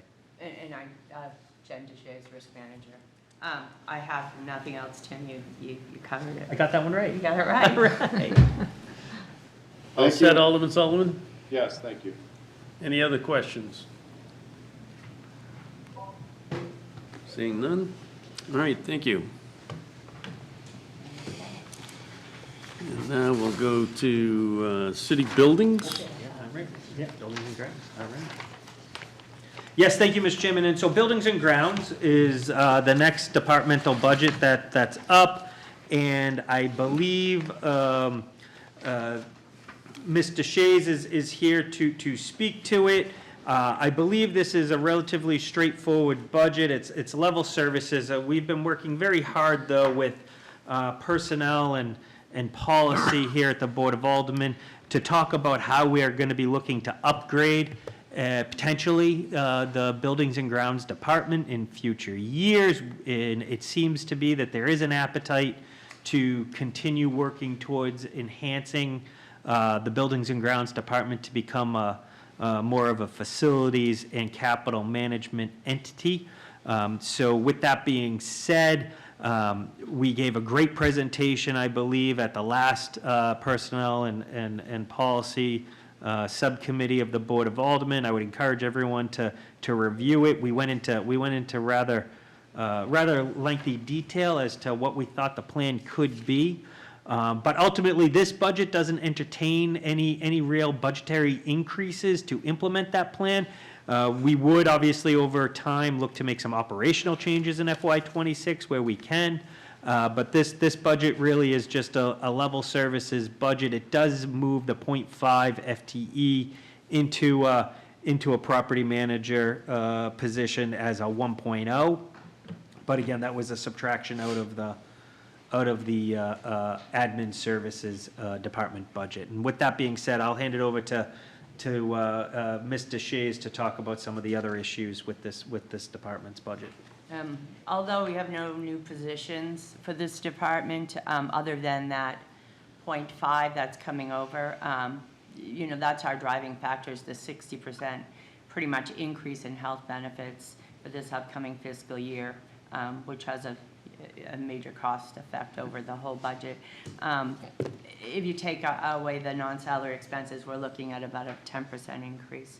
As per purchasing guidelines, we've increased our electricity line about 20%, approximately 20%. We've transferred from the public health division their electricity and water line items. We're not really sure why they were ever there to begin with. And now that we want to currently house them over in this Buildings and Grounds budget, because that's where the rest of them are, and it makes sense. They will be reducing, my understanding is, their line item for these. We also created a new line item in this budget for preventive maintenance. This is in order to consolidate the maintenance services for the HVACs. And to be, throw is probably not the right word, proactive measures at some of these. Other than that, that's pretty much the the gist of this budget. There is no consulting fees in this budget. But, Mr. Chairman, if I may to that point. Yes, Director Cummings. I wish there was a consulting fees line item. And as an example, admin services is probably going to pay for what I'm about to suggest because there isn't a consulting services fee line item. But I believe it would behoove us to undertake a space needs study here in City Hall and do an overall overview of to what we currently have for space, where we think we need to go for space. I say that to you because I anticipate in FY '27 and maybe beyond, we're going to need to lease space. We are out of room here in City Hall. And so, but before we go there, I feel it's incumbent upon us to make sure we're really using our current space as efficiently as possible. So bringing in a professional to tell us maybe how we can squeak out even more out of this building is something that I think would pay dividends in the long run. So as an example, that's something admin services is going to pay for out of the admin services department's budget because buildings and grounds does not have a consulting services line item, at least not in FY '26, but maybe in FY '27. I'm looking at page 64, and I see wages full-time going up $193,858. Which one is that? That would be Wages 50 full-time? 51100. It's wages full-time goes from 422,831 last year to 616,689. Which one is this one? First line under city buildings, What page are you on, Mr. Chairman? 64.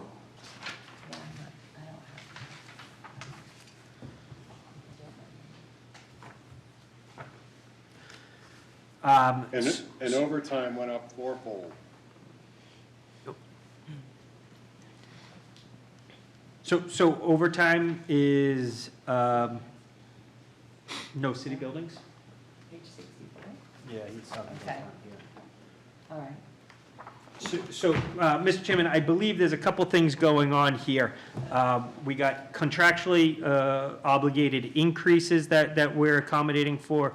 We are accommodating for the moving of the salary of the property manager position into this budget. We are also have overtime that we are anticipating because we are covering for basketball over at the Elm Street Middle School to have staff on hand for, in particular, when there's basketball games for Biddy basketball, and that's what's driving that particular cost. And then there was a particular issue that arose throughout the year, which is not an addition of a position, but there was, as I understand it, a custodian 2 wage that didn't make it into the budget last year, and that was because it was a vacant position and it had since been filled, and so this is just correcting, that's just correcting that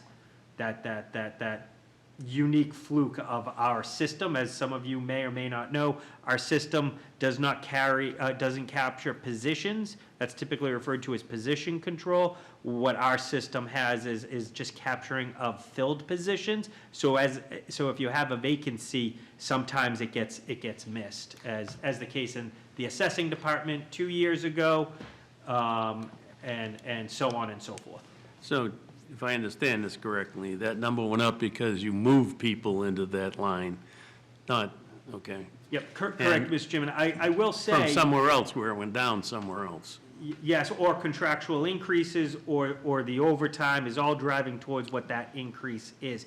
I will say, Mr. Chairman, the goal for this department's budget, as we look to sell the Elm Street Middle School, I anticipate a reduction in the need in so much in the various property services line items, and I'm hoping that we'll take some of that savings in property services and reallocate it to enhance the facilities department. And so I'm hoping to do this in a strategic way that keeps this budget relatively level, and we just year over year do incremental budgeting because I believe this budget can carry us forward as we expand services, just as long as we reallocate within the various line items.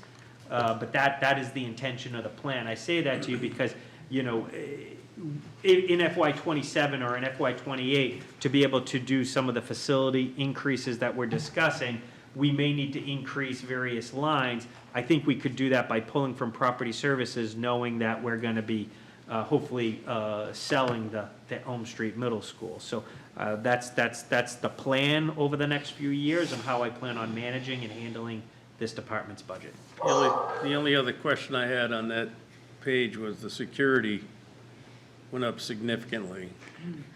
What is that addressing? Yeah, so, Mr. Chairman, I believe the security services here is a couple-fold, and I'm going to talk a little bit about them in high detail, and I'll leave it to Mr. Shays to correct me where I get some of these wrong. So we're going to need potentially security services in some of the buildings. Elm Street Middle School, we wanted to have some security services in case we need it for obvious reasons based on the various uses that are occurring there.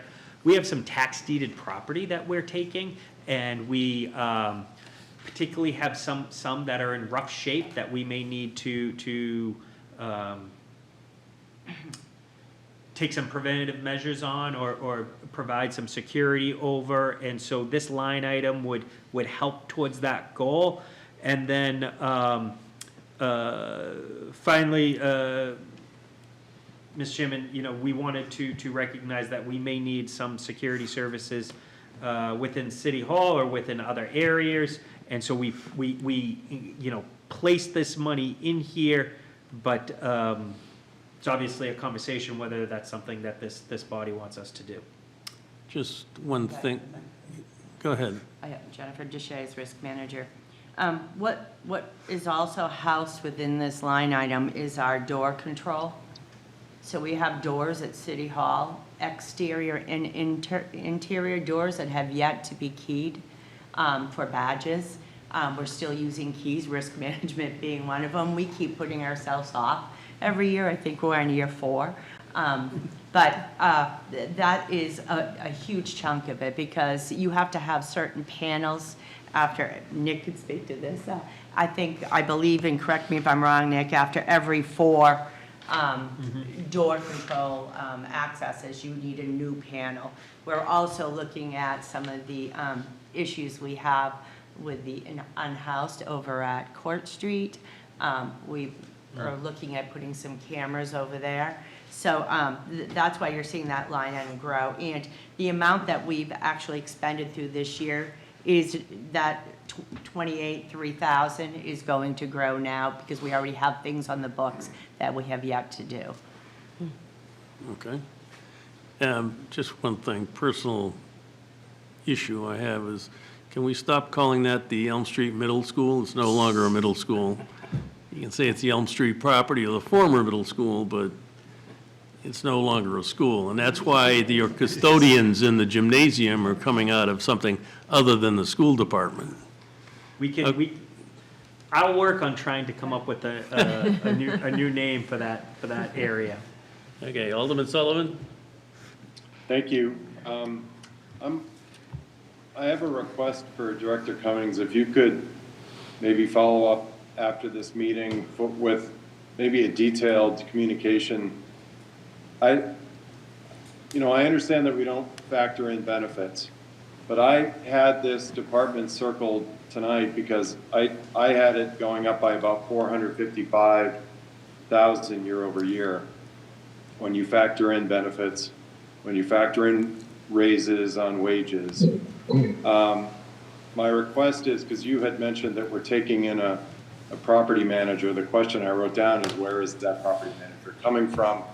So I know that you spoke to it, but my request is if you could please detail out in a memo that we could put into the record that just details out what is going on with this department, where I know we're not creating new positions, but where are they coming from? Where are we assuming them? And so we should be able to tie that back to another department that should drop a little bit or maybe not increase as much. So that's my request. So if you can do that, provide it to Donna Graham, and like several of the other questions that have come up in previous budget meeting, they've filtered through her to the alderman. Happy to. Thank you, Mr. Chairman. Okay, Alderman Tebow? Thank you, Mr. Chair. So, before I get to my question, so benefits are in here. You just like to split it out, so you're kind of showing us what it would be if it wasn't for the benefits increase, correct? Then it's not like they're out of here, it's just, okay. No, they're in. So my question is, it came up at the last meeting, I wasn't there, but I watched it, and I remember hearing about electricity, and I know the reason why the electricity is going up here, Mr. Shays explained it, but when they talked in the last budget meeting about electricity, there was some talk about it potentially going up. So we have this I think it's 5 cents per kilowatt per hour that we get for the city buildings, I guess, or it's from what I know. It's separate from what we get for National Community Power. And that was a contract, I believe, that the mayor had set up for so many years. It made it sound like, and again, I wasn't at that meeting, it made it sound like that contract might be going away. So I guess, or ending, and that there might be a bump in electricity prices for next year. So is that true? And is that in here, or is it just the stuff that Mr. Shays was talking about in here, which was taking on some of the other areas, electricity and water and? Yeah, so to answer your question, no, the other areas are not in here per se. This is just really, we have a portfolio of properties that we manage, and that's, 10 or so buildings. Public health in particular. So this is taking into account that there's going to be some form of increase. Within those 10 buildings. Right. The utilization of the Right. utilities. We don't know what that is yet. Well, we have it budgeted in here, so we're anticipating a 21% increase for electricity is the biggest driver, and then, water, believe it or not, Pennachuck is anticipated about a 25% increase. Just a follow-up. Follow-up?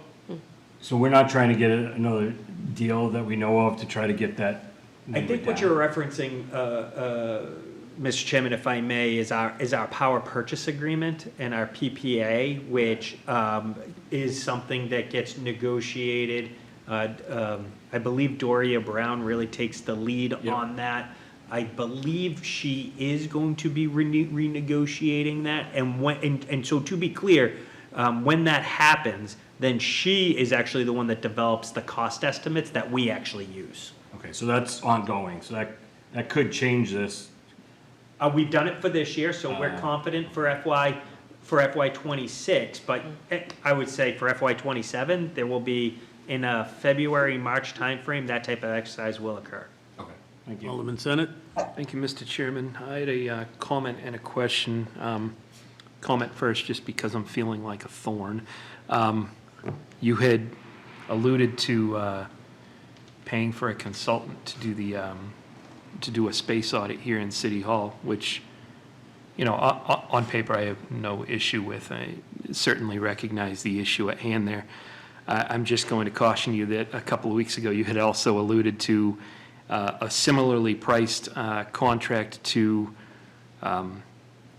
implement the vision for the Buildings and Grounds Department. So I guess weigh the benefit, cost and benefit of either. If I may. Yes, Director Cummings? Yeah, so I want to just make sure we're clear here. When I'm saying a space needs study would be hiring like an architect versus, I believe we were talking about during the feasibility conversation, like a management consultant to help us develop an organizational structure. So would they be coming from different line items? It would be the same item, but it's a different expert. It's a different specialty. Sure. So the management consultant that would help us develop an organizational structure, which for the record, I don't think we necessarily need at this time. So I wouldn't think we should pursue that per se. Obviously, if folks want to, we could. And that would be, again, in a $50,000 range. And I do think a space study for the City Hall, I don't know what that would cost us per se, but I think 50-ish thousand would be a safe number to use if we were to do and it could be lower, it could be between 25 and 50, I should say. But I do believe that's something that we are in need of, and I would recommend us spending some money on a space needs facility study. Sure. The $220,000 question that I had, looking at building grounds maintenance and preventative maintenance, I only have to bring it up because my seat neighbor here and I made so much noise about it.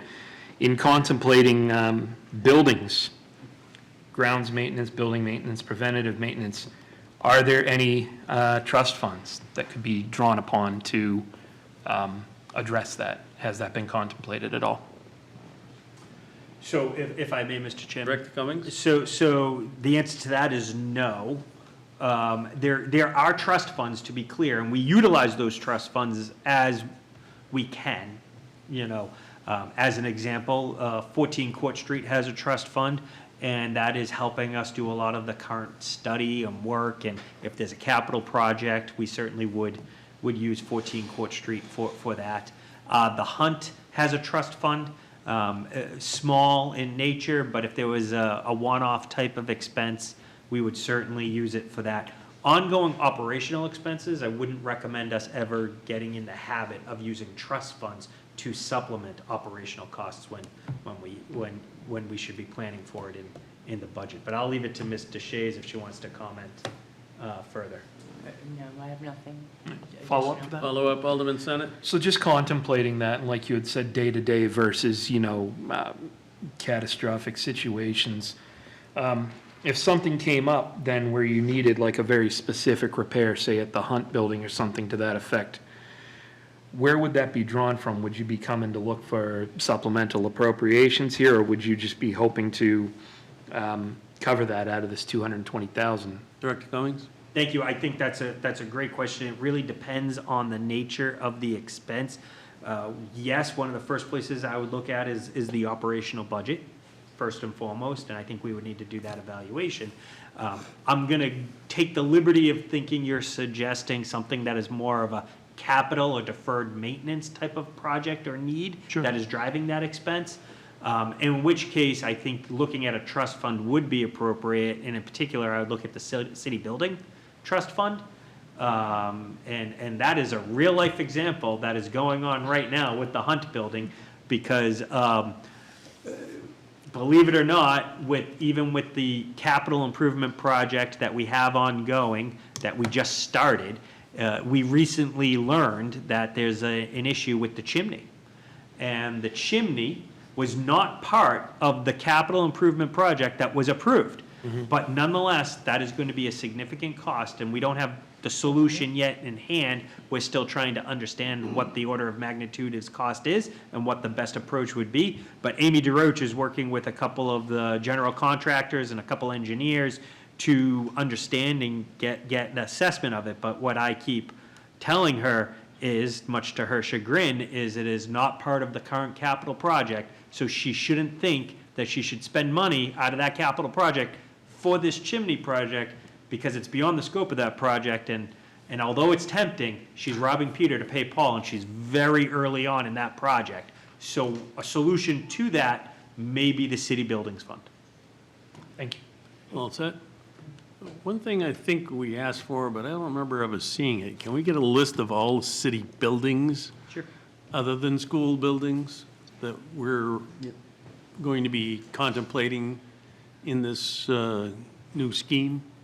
Yes, Mr. Chairman, happy to do that. All right. Any other questions on buildings? Seeing none, thank you. Now we'll move on to purchasing. Great, thank you, Mr. Chairman. So as I get to the purchasing budget, Ms. Gerard could not be here this evening. She sends her regrets. She had a prior obligation. It's her daughter's birthday, so she took today off, and so I thought that was wonderful, and she, so she couldn't be here this evening, but she did leave me some detailed notes on her budget, which I'm happy to go over with you now. So First and foremost, the purchasing budget is up, and it's really up only due to benefits and salaries. There was a reduction in non-salary expenses as much as possible, something like 2.5%. All other drivers in this budget are really benefits and salaries, and it is up just slightly over guideline due to that, Mr. Chairman. Okay. Questions? Alderman Senate? Yes, this is another space that I do have to pick on it, just because I'm looking at consulting services through month 9 being 8% to the total year's budget. So I'm just curious about what consulting services are being used in the purchasing department and what is anticipated going forward. Director Cummings? Thank you. I know she has utilized this line item for consulting services relative to Bonfire in particular, and getting that new program up and running. I can't say specifically whether that's what's being used this year. I would have to check in on that. I'd be happy to do that, but I do know in the last year or two, she utilizes the consulting services line item for some assistance when it came to outside expertise needed to handle the new Bonfire implementation.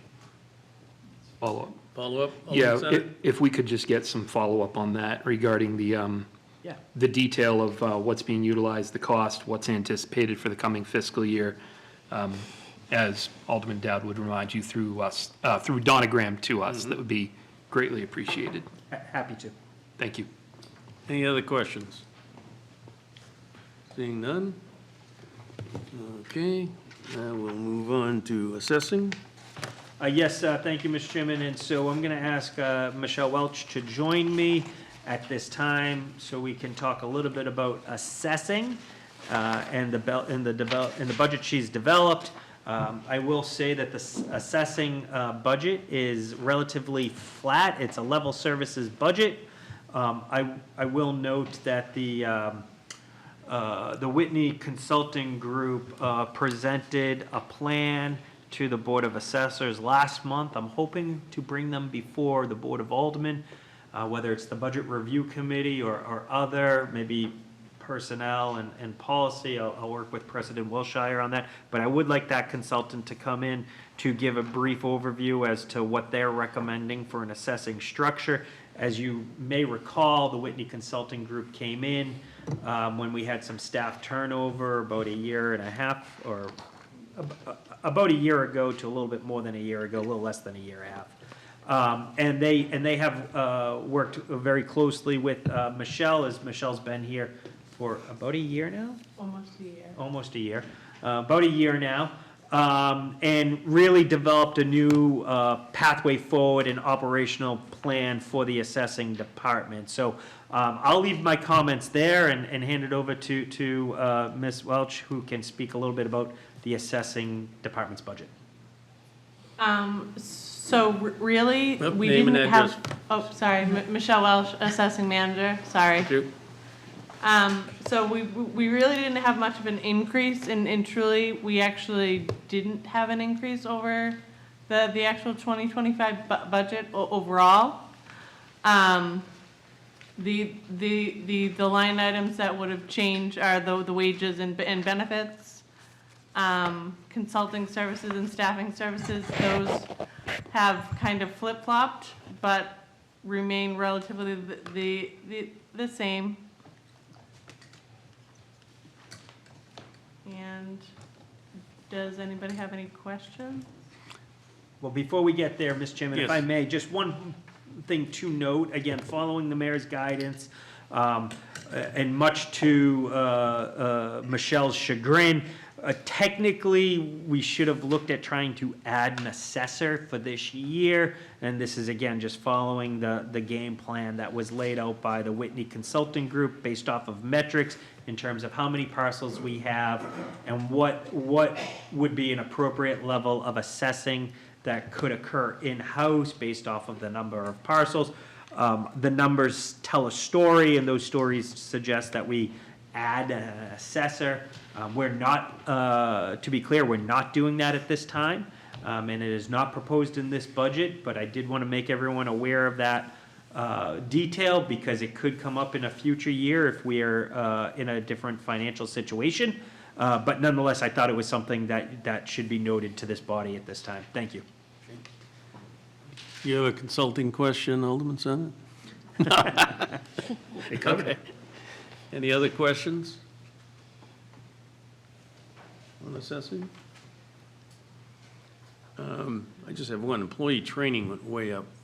So, Just curious. excuse me, we actually have a brand new staff. There's only one remaining staff member from before, so everybody has to get up to date with training with almost no assessing experience.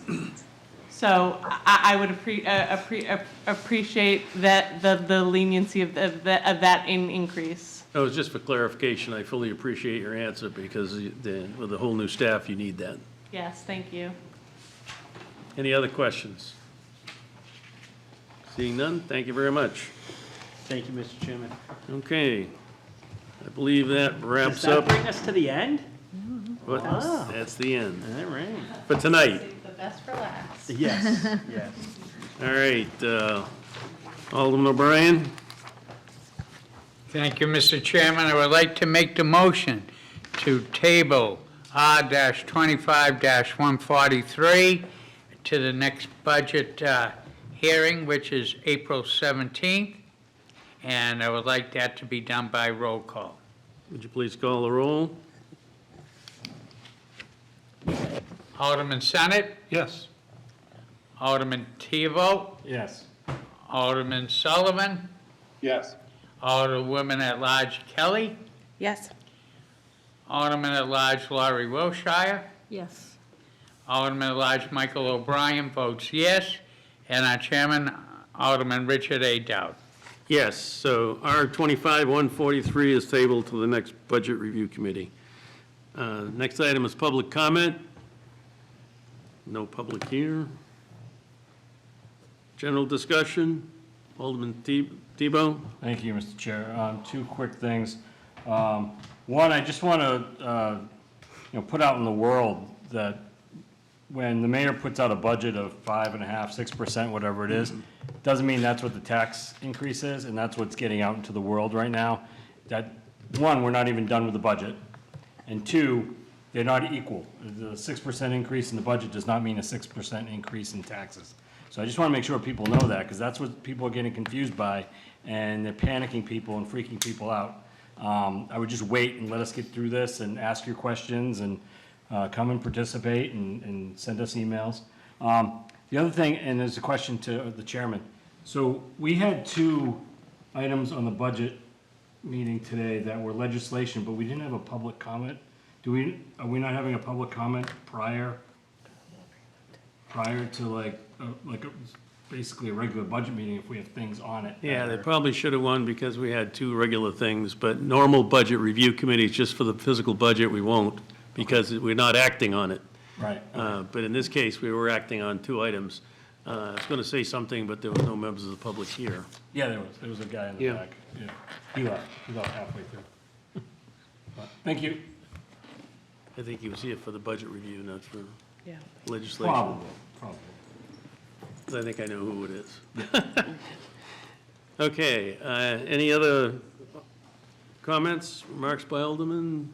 Yes, Alderman Wiltshire? I'd like to thank Director Cummings and all of his staff. I think they did a great job tonight, so thank you, everyone. Okay. A couple other things. One, we had some concern from certain members of the public about the page numbers on the online copy were different than the book. I've instructed Donna to take the page numbers out of the one that's online to avoid the confusion.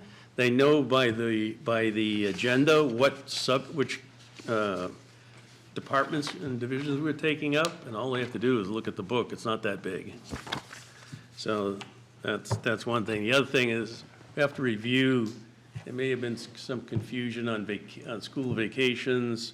There's no meetings next week when it's Massachusetts school vacation, and there are meetings scheduled during our school vacation. So those meetings may change, so stay tuned. Alderman Senate. Thank you, Mr. Chairman. I have 4 pages prepared that I'd like to speak on consulting services. No. I thought you were serious for a minute. What if I am? No, I actually I want to throw it out there into the world that as challenging of an inconvenience as it could be to move those meetings up a week, especially given the departments that they are, if that could at all be facilitated, I personally would be greatly appreciative of it. I know I'm not the only alderman in the room that has a kid that's looking forward to school vacation week, but he is, and we're doing stuff, and unfortunately, if those remain in place, I will not be able to be present for ones that I really want to be present for, so. We're going to do that, look into it first thing in the morning. Greatly appreciated, thank you. Alderman Kelly? Just a question about our books. I know that I couldn't find, and maybe I just missed it, we usually get a whole section around FTEs and how many are in each department. Are we getting that? Dawn, do you want to address that? Certainly. Dawn Enright, Treasurer Tax Collector. The FTEs will be presented in the official proposed budget that will be available in the middle of May. Okay, so we'll get more of that. If I could ask a follow-on? Follow-up question? If departments moving forward could just have a sense of what if they've shifted, it's just helpful I was trying to look at it and think, oh, did they lose people? What's that look like? So if people can at least have that on the back of a napkin, that would be great. Thank you. Okay, anything else? So we'll check on those availabilities and being able to shift the meetings. The other thing that I think was added to the books, I know I have a copy, Dawn, the updated SURF. Did I just Yeah. get that, or did everybody get it? Everybody should have gotten the landscape version of the surf schedule last meeting. Great, okay. The other If thing, anyone is still in need of it, just let me know and I'll bring more copies. the other thing, Director Cummings, if you are going to bring something forward that all the aldermen should know about it, don't bring it to budget, bring it to the full board. Otherwise, people miss it. All right. Alderman O'Brien. Thank you, Mr. Chairman. I would like to make the motion to adjourn, and can I have it by roll call, please? Yes. And you want me to call the roll, don't you? Yes. Okay. Alderman Tim Senate. Yes. Alderman Derek Theobald. Yes. Alderman John Sullivan. Yes, please. Alderwoman at Large Shoshana Kelly. Yep. Alderman at Large Laurie Wilshire. Alderman at Large Michael O'Brien votes yes. And our chairman, Alderman Richard Dowd. Yes. And we're adjourned at 9:27 PM.